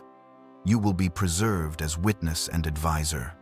Your experience, your perspective, your failure, and what you learned from it, all of these, have value to the Inquisition. You will help us identify other worlds that stand at the brink. Help us save them before they reach the point Typhon reached. The revelation struck me with physical force. You want me to help you condemn other worlds? I want you to help me save them. Most worlds we investigate can be salvaged if corruption is caught early enough. Your world could not be saved because the rot had spread too far before you recognized it. You will teach other governors to see the signs sooner, to act more decisively, to understand that early brutal action is preferable to late, necessary annihilation. And if I refuse, then you will be mind-wiped and deposited on some agri-world to live out your days as a laborer with no memory of who you were. Either way, Maltheus Varn as you are ceases to exist after tonight. The only question is whether your death serves a purpose or is simply an ending. I moved to the window and looked down at Typhon reaches. 12 hours. 12 hours until 8 billion people cease to exist. I will need time to consider. You have until the flames fall, Kovold said. Use the time wisely. The hours passed with agonizing slowness and terrible speed simultaneously. I watched the planet below, watched the lights of the hive cities, tried to comprehend the scale of life about to be eliminated. 8 billion, 200 million individuals, each one with a name, a history, hopes and fears and dreams that would never be fulfilled. Each one as real and valuable as I was.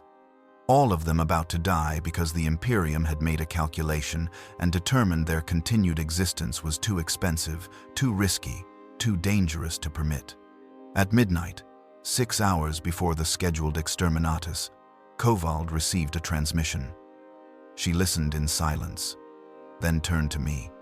The people have gathered, she said. Over 6 billion are now assembled in open spaces across the 13 hive cities. They are praying together, waiting for dawn and the judgment it will bring. 6 billion people. 3/4 of the planet's population, all of them choosing to face death together rather than alone. They deserve better than this, I said. They do, Kovold agreed. But the galaxy rarely gives anyone what they deserve. It gives them what it must, and we endure or we die. At 0400 hours, 2 hours before dawn, the Inquisitorial fleet began final preparations. Ships moved into optimal firing positions. Weapon systems powered up. Targeting solutions calculated with perfect precision. I watched through the observation deck windows as the fleet's silhouettes moved against the stars, death assembling itself with practiced efficiency. At 0500 hours, Kovold came to stand beside me at the window. It is time, Governor. In 1 hour, the bombardment will commence. Have you made your decision? I had spent 12 hours wrestling with the question. Join Kovold and potentially save future worlds while bearing the weight of helping condemn others. Or refuse and be mind-wiped, all memory and identity stripped away, allowed to exist but not to be myself. I will join you, I said finally. But not because I accept the necessity of what is about to happen. I join you because if my failure must have meaning, if 8 billion deaths must purchase something of value, then let it be the salvation of others. Let my world's death be the last, rather than merely another in an endless series. Kovold nodded. A noble sentiment, though I suspect time will wear away such nobility. But it is enough for now. Welcome to the Inquisition, Advisor Varn. May the Emperor judge your service worthy. At 0559 hours, I watched as my world turned toward dawn. The Terminator line crept across Typhon reaches, bringing light to the western hives, illuminating millions who had stayed awake through their final night. At 0600 hours precisely, the fleet opened fire. The first torpedo appeared as a streak of light descending from the eternal vigilance, a burning lance that carved through the darkness like the finger of an angry god. I watched it fall toward Hive Primus, tracking its descent through the atmosphere with terrible clarity through the observation deck's magnification systems. The torpedo was enormous, perhaps 30 meters long, shaped like a cathedral spire, inverted and weaponized. Its surface glowed with the heat of atmospheric entry, trailing fire and plasma in its wake. Inquisitor Kovald stood beside me, her augmented eye tracking the torpedo's descent with inhuman precision. She spoke without looking away from the window, her voice clinical and detached, as if describing a technical process rather than the beginning of planetary genocide. "Atmospheric incinerator torpedoes," she said. "Each one contains a core of fusion material surrounded by chemical accelerants designed to maximize atmospheric dispersion. When the torpedo reaches optimal altitude, approximately 15 kilometers above the surface, it detonates. The explosion initiates a chain reaction in the oxygen-rich atmosphere, creating a firestorm that spreads at supersonic speeds." I wanted to speak, to protest, to do something other than watch. The torpedo continued its descent, now over the city where 600 million people had gathered in the central plaza, praying for deliverance that would never come. "The temperature at ground level will exceed 4,000 degrees Celsius within seconds of detonation," Kovald continued. "Anything organic will combust instantly. The air itself becomes fire. Those in the initial blast zone will be fortunate; their deaths will be effectively instantaneous. Those further from the impact will have perhaps seconds of awareness before the flames reach them." The torpedo reached optimal altitude above Hive Primus. For a fraction of a second, nothing happened. Then, the sky opened. The detonation was silent from orbit, but I could see its effects with horrible clarity. A sphere of light expanded from the torpedo's position, growing with impossible speed. Where the light touched the atmosphere, fire bloomed. The sphere became a hemisphere, racing toward the ground below, consuming everything in its path. When the expanding fireball reached the Hive City, the buildings simply ceased to exist. Hab blocks that had stood for centuries vaporized in the thermal pulse. The great cathedral where Cardinal Vorman had led prayers dissolved like wax before a flame. The central plaza where millions had gathered became a lake of superheated plasma. 600 million people, transformed from living human beings to scattered atoms in less time than it took to scream.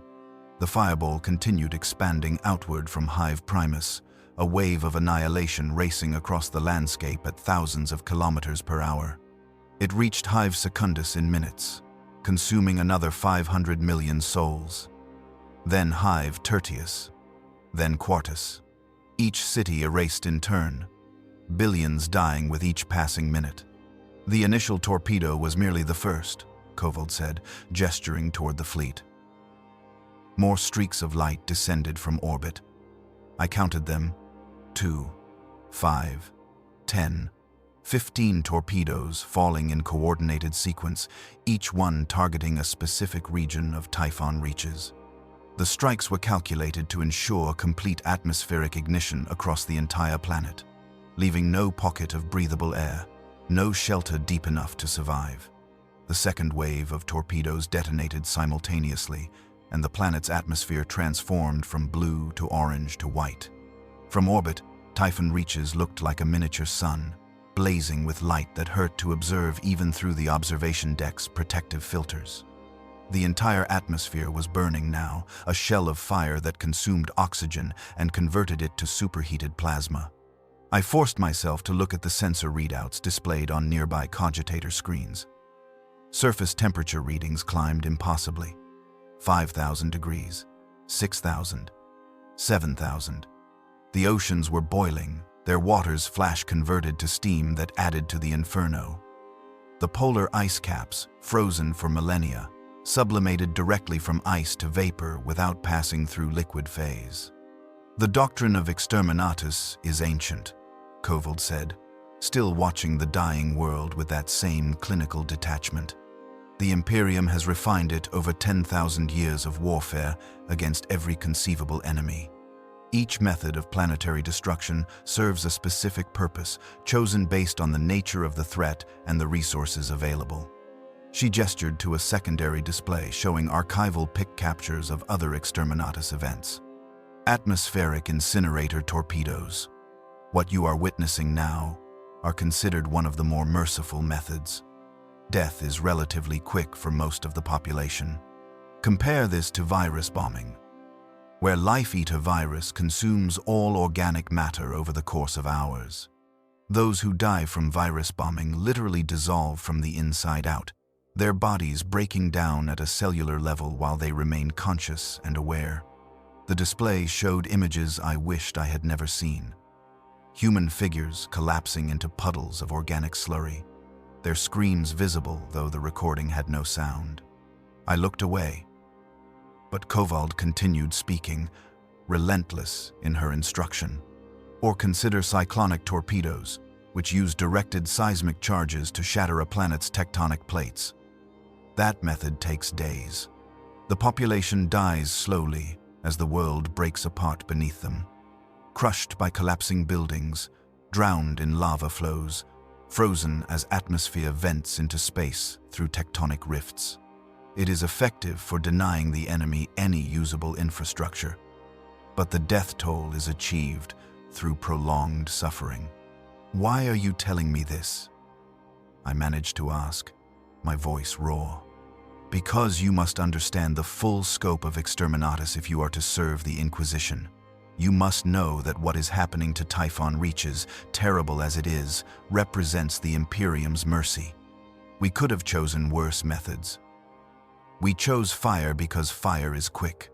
I looked back at the burning planet, trying to comprehend Kovald's definition of mercy. 8 billion people were burning alive, and this was the merciful option. What did that say about the Imperium I had served loyally my entire life? What did it say about humanity that we had refined planetary genocide into a science with multiple methodologies optimized for different scenarios? Two-stage Exterminatus is sometimes employed against chaos-corrupted worlds. Kovald continued, her voice taking on the quality of a lecturer presenting material to students. First, virus bombing to eliminate all organic matter. Then, after the virus has run its course and the resulting organic gases have saturated the atmosphere, atmospheric incinerator bombardment to ignite those gases. The combination ensures absolute sterilization and creates temperatures sufficient to burn away even the psychic resonance that chaos corruption can leave behind. The display shifted to show a world engulfed in green clouds that subsequently ignited into flames similar to what was consuming Typhon reaches. I recognized the tactical designation. Istvan III, one of the first worlds purged during the Horus Heresy, when brother turned against brother and the Imperium began its long descent into the perpetual warfare that defined the current era. Modalis atmospheric missiles function similarly to what you are witnessing, though they use different chemical compounds to initiate atmospheric combustion. The end result is functionally identical. Total atmospheric incineration and the elimination of all surface life. Kovald paused, and when she spoke again, her voice carried a note I had not heard before, something that might have been respect or might have been fear. And then there are the forbidden weapons, the technologies from the Dark Age that even the Mechanicus handles with extreme caution. Vortex weapons that tear holes between real space and the warp, consuming worlds into oblivion. Phase bombs that shift matter out of normal dimensional space, leaving nothing but void where a planet once existed. These are rarely used, reserved for only the most extreme circumstances. But they exist in the Imperium's arsenal. She turned from the display to face me directly. Every method represents a philosophical and practical choice. How quickly should the population die? How completely must the world be destroyed? What resources are available? What message does the Exterminatus send to surrounding systems? These are the calculations we must make, Governor. This is the burden of those who serve the Ordos. You speak of it like mathematics, I said, unable to keep the bitterness from my voice. Equations to be solved, rather than billions of lives to be ended, because it must be mathematics. Kovold replied, her voice sharp. If we allow ourselves to feel the full emotional weight of every Exterminatus, we would be paralyzed by grief and unable to act when action is necessary. The galaxy is vast beyond comprehension. Governor, 1,000,000 worlds, quintillions of human souls, all depending on institutions like the Inquisition to make impossible choices so that the species as a whole survives. She gestured toward Typhon reaches, now a sphere of white-hot plasma where a living world had been minutes before. 8 billion die today. But if we had not acted, if we had allowed the corruption to continue spreading, how many billions would die in the wars that followed when this world became a chaos stronghold? How many systems would fall if demonic incursions used Typhon reaches as a staging ground? The mathematics are brutal but clear. Better 8 billion now than 80 billion later. I wanted to argue, to find fault in her logic, to prove that there must have been another way. But I had seen the evidence myself. I had witnessed the scope of the corruption, the systematic poisoning of the water supplies, the ritual sites prepared across multiple hive cities. The taint had been absolute and terminal. If there had been another way, the Inquisition would have taken it, if only to preserve the industrial capacity that Typhon reaches represented. The realization settled over me like a shroud. Kovold was right. Not morally right. Not in any sense that my conscience could accept, but factually, mathematically right. The corruption had been too deep, too widespread, too fundamental to excise, without destroying the host. Typhon reaches had been dead from the moment the first cultist successfully poisoned the first water treatment facility. Everything that followed the investigations, the judgment, the Exterminatus itself, was simply the Imperium recognizing and acting on a death that had already occurred. "Watch the final phase," Kovold said, directing my attention back to the observation window. "The atmospheric combustion will continue for approximately 6 hours, but the initial sterilization is already complete. Nothing organic remains alive on Typhon reaches." She was wrong. As the sensors continued monitoring the dying world, they detected something that contradicted her certainty. Deep beneath Hive Octus, in mining tunnels that extended 20 kilometers below the surface, thermal imaging showed heat signatures inconsistent with geological features. Life signs. Survivors. A tech priest stationed at a sensor console called out the anomaly. Inquisitor, detecting thermal patterns consistent with human life in deep mining operations beneath Hive Octus. Approximately 12 individuals, possibly more in areas our sensors cannot penetrate. Kovold moved to examine the readouts, her augmented eye processing the data with inhuman speed. Miners, who were working during the initial bombardment. The deep tunnels provided insufficient shielding from the heat but enough to prevent immediate death. They survived the initial firestorm. "Can they be extracted?" the tech priest asked. "No. The surface above them is molten slag registering over 3,000 degrees Celsius. No extraction craft could survive approach. And even if we could reach them, we cannot allow potential taint vectors to escape the planet." I stared at the sensor readings, at the heat signatures that represented human beings who had survived the unsurvivable, who clung to life in the depths while their entire world burned above them. How long will they last? The temperature in those tunnels will rise steadily as heat radiates downward through the planetary crust, Kovold said without emotion. They have no water, as any water in the deep tunnels will have vaporized from the thermal transfer. They will die of dehydration within 3 to 4 days, or possibly from heat exposure as the ambient temperature rises beyond human tolerance. Either way, they cannot survive. And we will simply leave them there? To die slowly in darkness while the world above them cools? They are already dead, Governor. Their bodies simply have not realized it yet. This is the reality of Exterminatus. Death is rarely clean or complete. There are always survivors in shielded locations, deep bunkers, or subterranean facilities. They live hours or days longer than the surface population, suffering in isolation before inevitable death claims them. This is why the follow-up verification is crucial to ensure that no life remains, no matter how protected or hidden. The casual cruelty of her words struck me. Those 12 people in the deep tunnels had done nothing wrong. They had been at work when the torpedoes fell, performing their duties as they had done every day of their working lives. Their survival was accidental, and their delayed death would be far more terrible than instant vaporization in the initial blast. "Can we not at least grant them quick death?" I asked. "Deploy a team to find them and provide the Emperor's mercy." "The Emperor's mercy has already been provided." Brother Sergeant Alon's voice spoke from behind us. I had not heard the Space Marine enter the observation deck, but he stood there now, his massive form casting a shadow across the viewport. They live because the fire did not reach them. They die because they cannot escape. This is neither cruelty nor mercy. It simply is. The Space Marine moved to stand beside Kovald, observing the burning world with the same clinical interest. "I have witnessed Exterminatus 12 times during my century of service. Each time, there are survivors in shielded locations. Each time, they die slowly. We do not hunt them down because they pose no threat and will perish regardless. To deploy forces to give them quicker death would risk those forces for no strategic gain.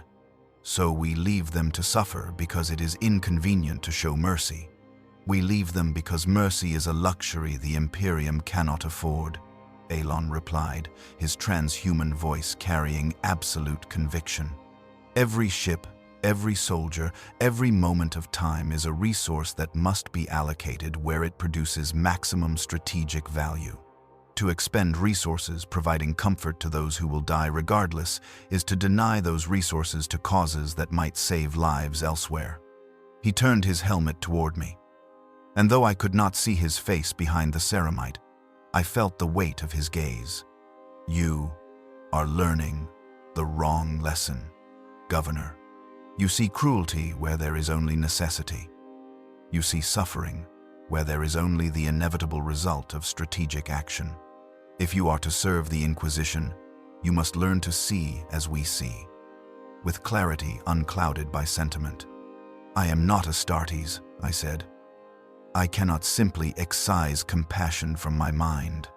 "Then you will suffer for it," Alon said. "But perhaps that suffering will make you more valuable as an advisor. The Inquisition has enough cold logicians. Perhaps they need someone who remembers what it feels like to care about the dying." The Space Marine moved away, his duty of observation complete. Kovald watched him go, then returned her attention to the sensor readouts, showing the doomed miners deep beneath Hive Octus. "He is correct, as much as it pains me to admit," she said quietly.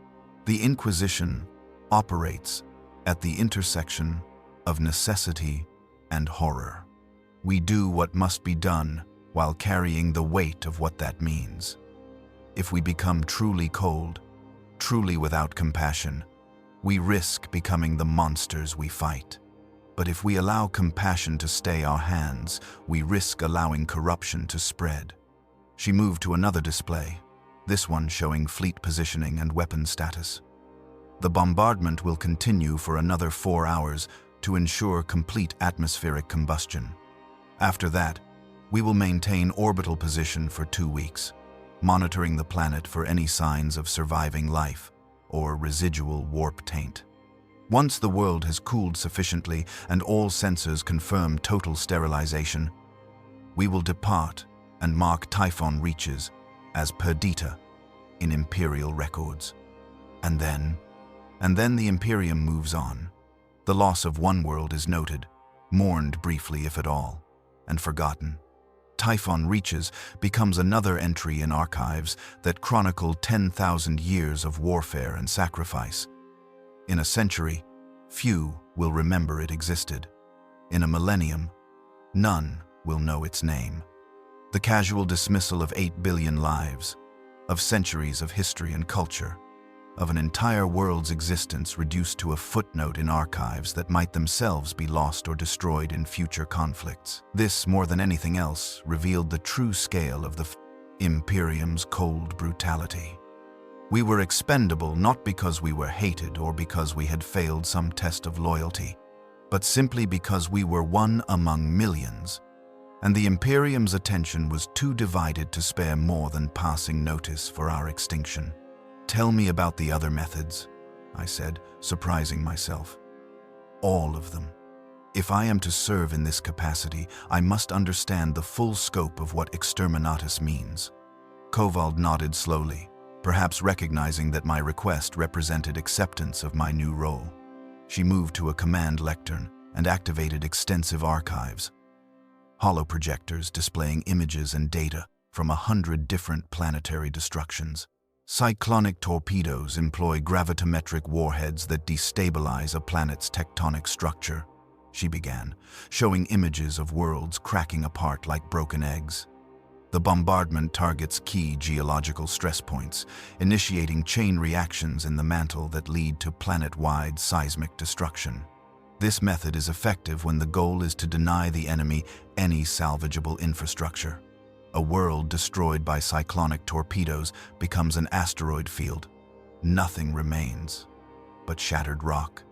The images showed the process in terrible detail.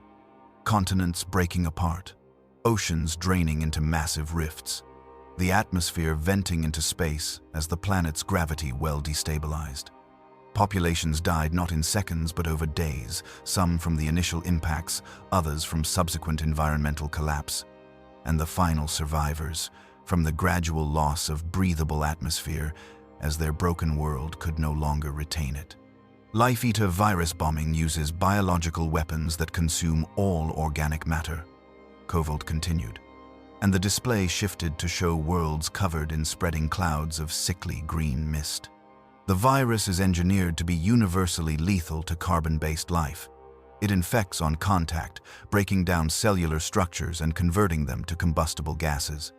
The process takes hours for individual humans, during which they remain conscious as their bodies literally dissolve from the inside. I watched horror-struck as the images showed the virus's progression. People collapsing in the streets, their skin sloughing off in sheets, their bodies collapsing into puddles of organic residue that continued to off-gas flammable vapors. When sufficient gas had accumulated in the atmosphere, the second phase of the attack would commence. Incendiary bombardment to ignite those gases and burn away even the microscopic remains of life. The advantage of life-eater virus is completeness, Kovald explained. It eliminates not just the population but all organic matter down to the bacterial level. Chaos, corruption, often manifests in microscopic forms that conventional exterminatus methods might miss. Virus bombing leaves nothing alive, ensuring total sterilization. The disadvantage is the psychological impact on deployment forces. Even Astartes find virus bombing disturbing to witness. The Inquisition reserves this method for worlds where we cannot risk any surviving taint, regardless of the horror it inflicts. The display shifted again, showing weapons I had never heard of, technologies from ages past when humanity reached heights of power we could no longer comprehend or replicate. Abyssal warheads contain ancient gravitational singularity generators. When deployed, they create temporary black holes that consume everything within their event horizon. A single abyssal warhead can devour a continent. Multiple warheads can crack a planet's core and cause complete gravitational collapse. Vortex weapons tear holes between real space and the warp. Anything caught in the vortex is pulled into the immaterium, ceasing to exist in any meaningful sense. The advantage is total elimination without collateral damage to surrounding systems. The disadvantage is the unpredictability of warp phenomena. Sometimes the vortex closes as intended. Sometimes it persists, creating a permanent warp rift that poses greater threat than whatever it was deployed to destroy. Phase weapons shift matter into dimensional spaces that exist perpendicular to our reality. To an observer, the target simply disappears, leaving empty void where a world once orbited. These weapons are so rare and poorly understood that even the Mechanicus hesitates to deploy them. Only 3 confirmed uses exist in Imperial records, all during the Horus Heresy, when the Imperium faced existential threats that justified any weapon, no matter how dangerous or poorly understood. The catalogue of destruction continued, each method more terrible than the last, each one representing some specific strategic calculation or theological judgment about how death should be delivered. Atmospheric ignition for speed and certainty. Cyclonic bombardment for complete infrastructure denial, virus bombing for total biological elimination, gravitational weapons for absolute erasure, and technologies from the dark age that humanity had created when we reached for godhood and nearly destroyed ourselves in the process. Every method represents a choice, Kovold said, summarizing her lecture. The Inquisitor who orders Exterminatus must consider not just strategic necessity, but theological implications. How do we honor the Emperor's divine will while protecting his Imperium? How do we balance the speed of death against completeness of sterilization?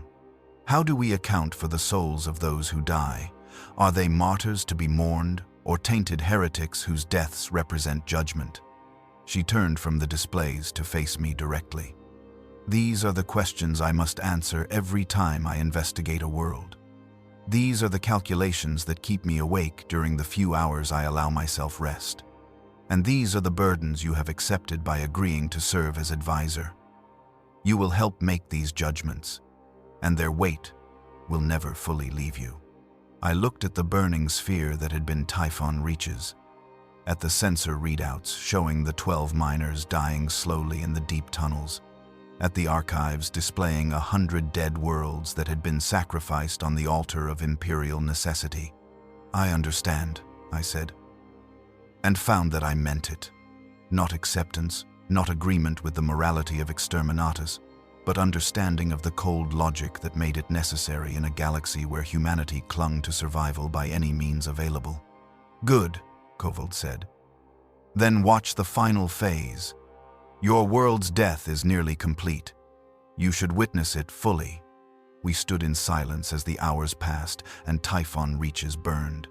The initial white-hot fury of atmospheric combustion gradually diminished as the oxygen was consumed, leaving a world covered in cooling plasma and ash.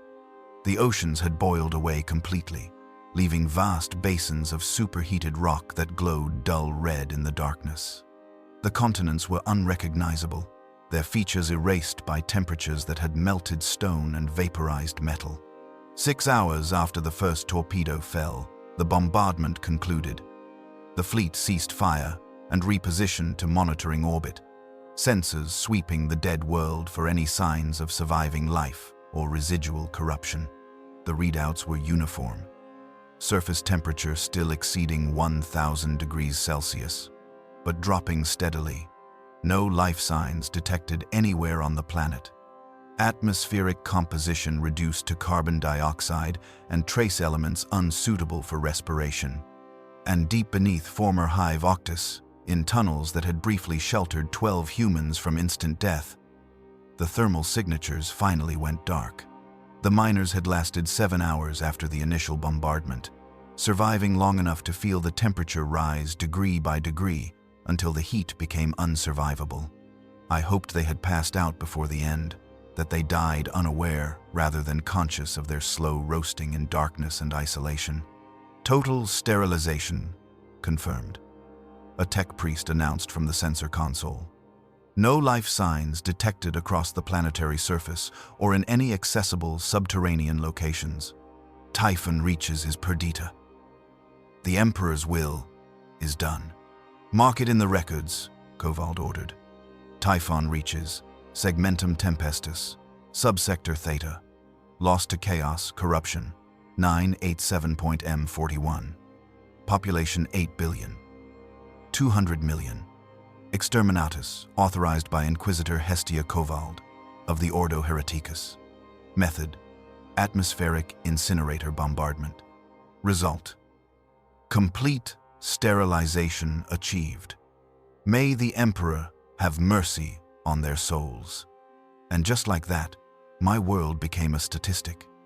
8 billion lives reduced to a few lines in an archive that would be filed away and likely never reviewed again.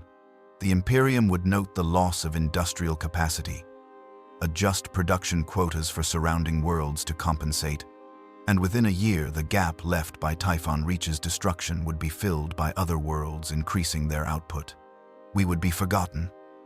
We already had been forgotten.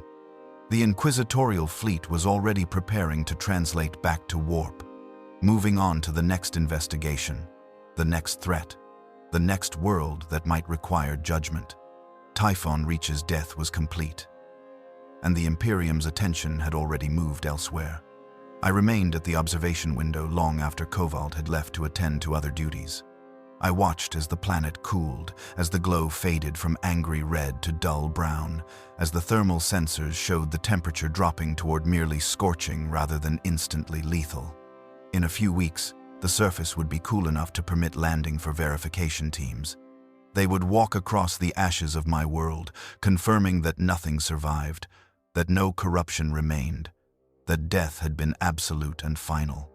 And then they would leave, and Typhon Reaches would float in the void forever, a dead rock circling its star, a tomb for 8 billion souls who had deserved better than the universe gave them. I thought about those final moments, the seconds when the torpedoes detonated and the atmosphere ignited. Did they have time to understand what was happening? Did they see the flash of light and realize this was the end? Or did death come too quickly for awareness? Consciousness snuffed out before the mind could process its own extinction. I hoped for the latter. I hoped they died instantly, transformed from living beings to scattered atoms without the intermediate step of suffering. But I knew the reality was more complex. Some died instantly in the initial blast zones. Others had seconds or minutes as the firestorm spread across the planet. And 12 unfortunate souls had hours to contemplate their doom while the heat gradually rose in their underground prison. Death had not been clean or merciful or instant for everyone. It had been messy and cruel and drawn out for far too many. The Inquisition called this the merciful option, the quick death, the Emperor's kindness. If this was mercy, I did not want to contemplate what the Imperium considered cruelty.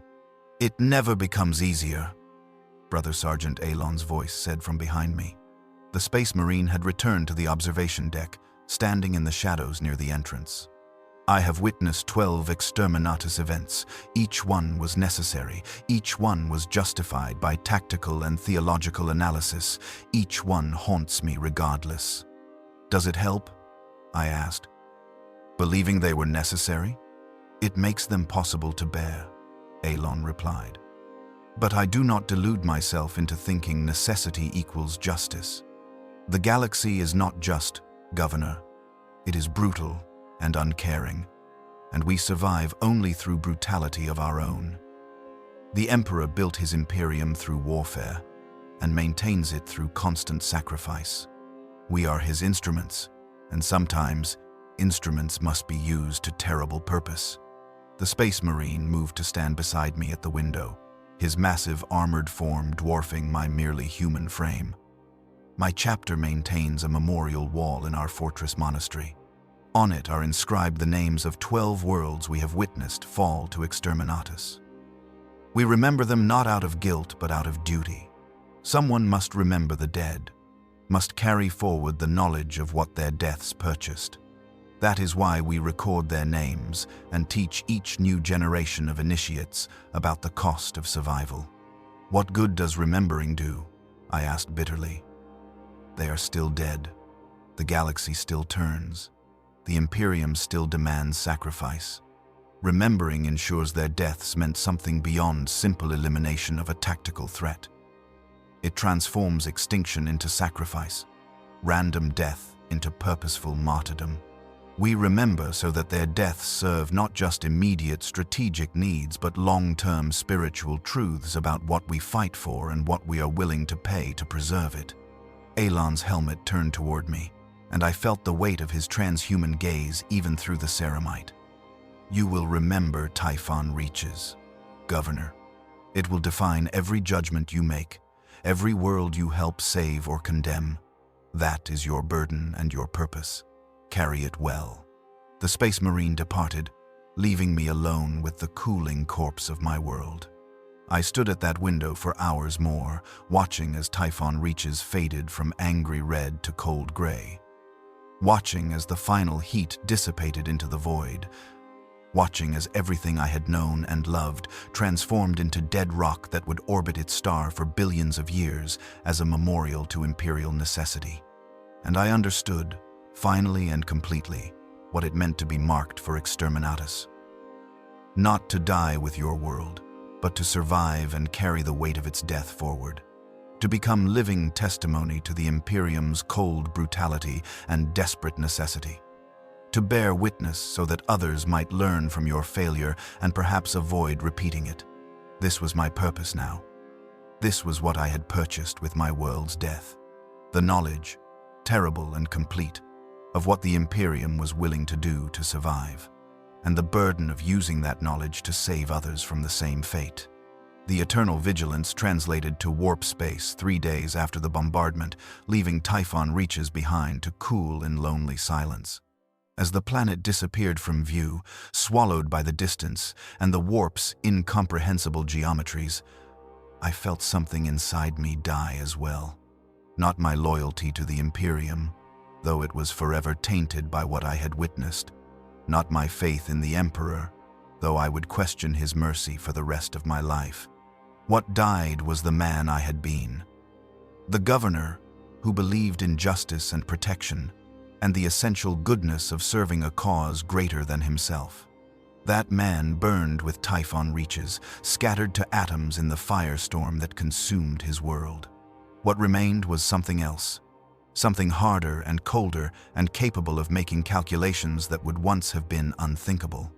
I had become, through witnessing horror beyond comprehension, an instrument of the Imperium's brutal logic. An advisor who could look at a world and determine whether it could be saved, or whether 8 billion deaths now were preferable to 800 billion deaths later. I had become, in short, exactly what the Inquisition needed me to be, and I would hate myself for it every day for the rest of my life. The debriefing began the day after the Eternal Vigilance translated back to real space. I was summoned to a chamber deeper in the black ship's bowels, narrower and more oppressive than before. The chair, bolted to the floor, was surrounded by cogitator equipment and recording devices. Inquisitor Kovald stood waiting, flanked by Interrogator Vex and a woman in Ministorum robes whose face bore tattoos depicting the Emperor's ascension. Her eyes were covered by a black silk blindfold.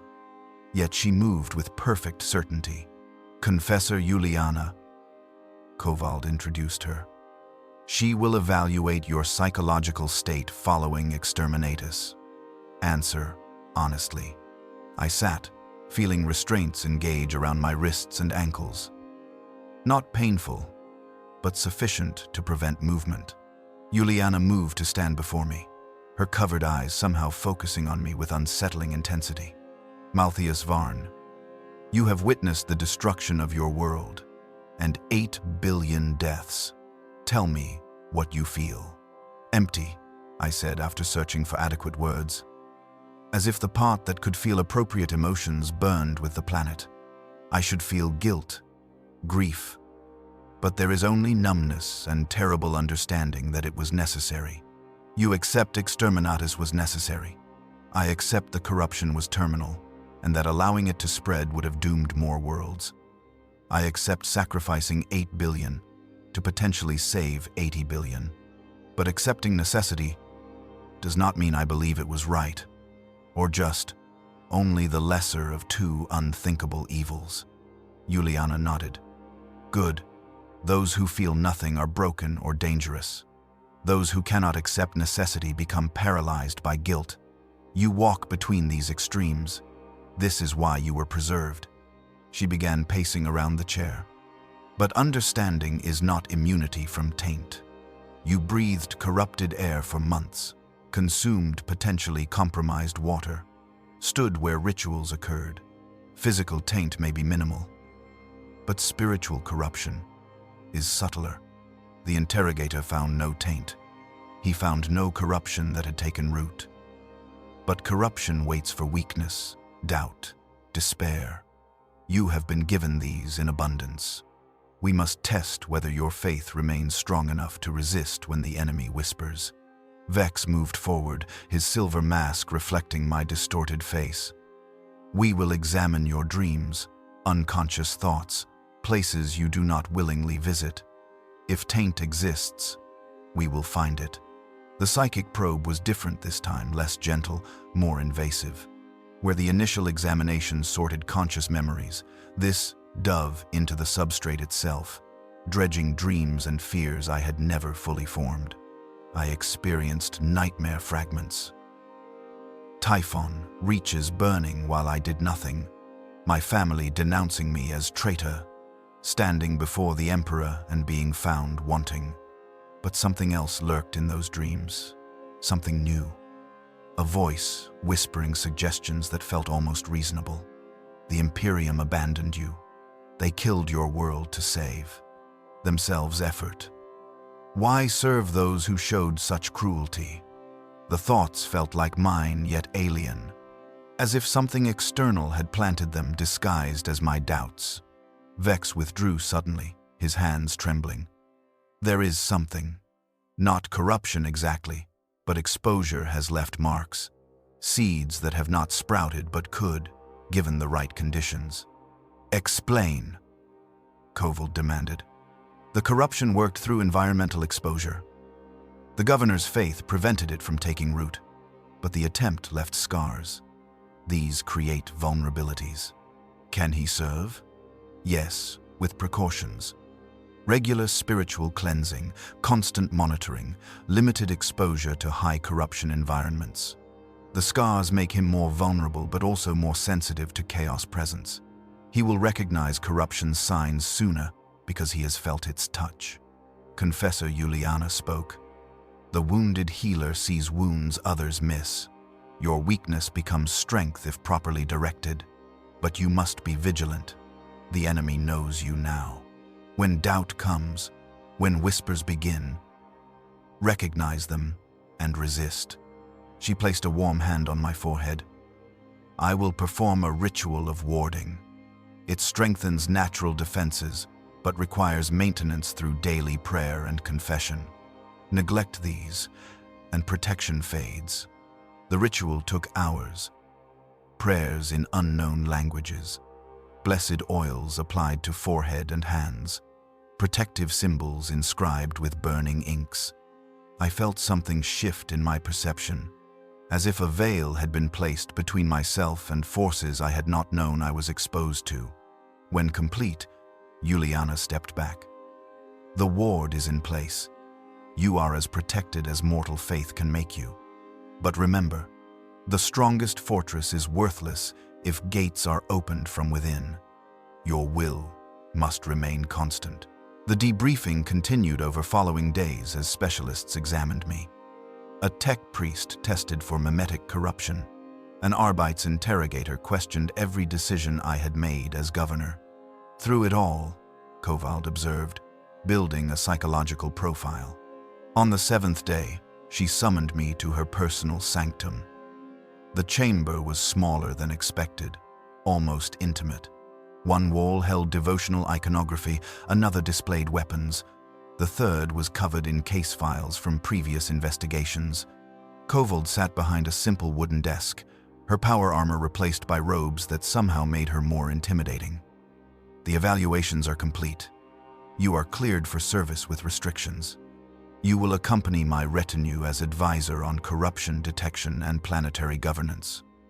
Your insights will be valuable, but you will never make final judgments. That responsibility remains with ordained inquisitors." "I understand. Your family has been informed of your death. As far as official records show, Governor Maltheus Varn died with his world, a faithful servant who perished fighting corruption. A statue will commemorate your sacrifice." The words struck hard. My wife on a distant shrine world, my son in the administratum, my daughter married into a merchant dynasty. They thought me dead. They mourned me, and I could never correct that error. Why? Because the truth would taint them by association. Questions would arise about why you survived when 8 billion died. Your family would face scrutiny, possibly persecution. Better they believe you died a hero. So I am dead to them. To everyone. You died when Exterminatus was pronounced. Everything since is extended afterlife. You exist to serve the Imperium's needs, not your desires. This is the price of survival. She leaned back. You are now Advisor Varn, assigned to my retinue. Your past is classified. If asked about origins, state only that you served in planetary governance and were recruited for expertise. No details. The full truth is known only to those with clearance. What about other survivors? Scattered across the Imperium in various capacities. Like you, given new identities and forbidden contact with previous lives, Typhon Reach's survivors are deliberately kept apart. You are useful, but potentially dangerous. Tools requiring careful isolation. When do I begin? Immediately. We translate to the Gallian Nebula in 3 days to investigate Genestealer cult activity on an agri-world. You will assess whether it can be saved or has progressed beyond redemption. 3 months after Typhon Reaches burned, we arrived at Volantis Primus, an agri-world of 3 billion, serving as breadbasket for surrounding systems. The planetary governor, Katrina Hesh, reminded me painfully of my younger self, earnest, dedicated, believing we had come to save her world. I accompanied Kovald's investigation team, taking my first steps on a living world since Exterminatus. The clean air, blue sky, and growing things seemed impossible after witnessing total planetary death. Governor Hesh met us filled with hope and desperation, believing protocol and faith would be sufficient. Over following days, I reviewed evidence and reached a conclusion I prayed was correct.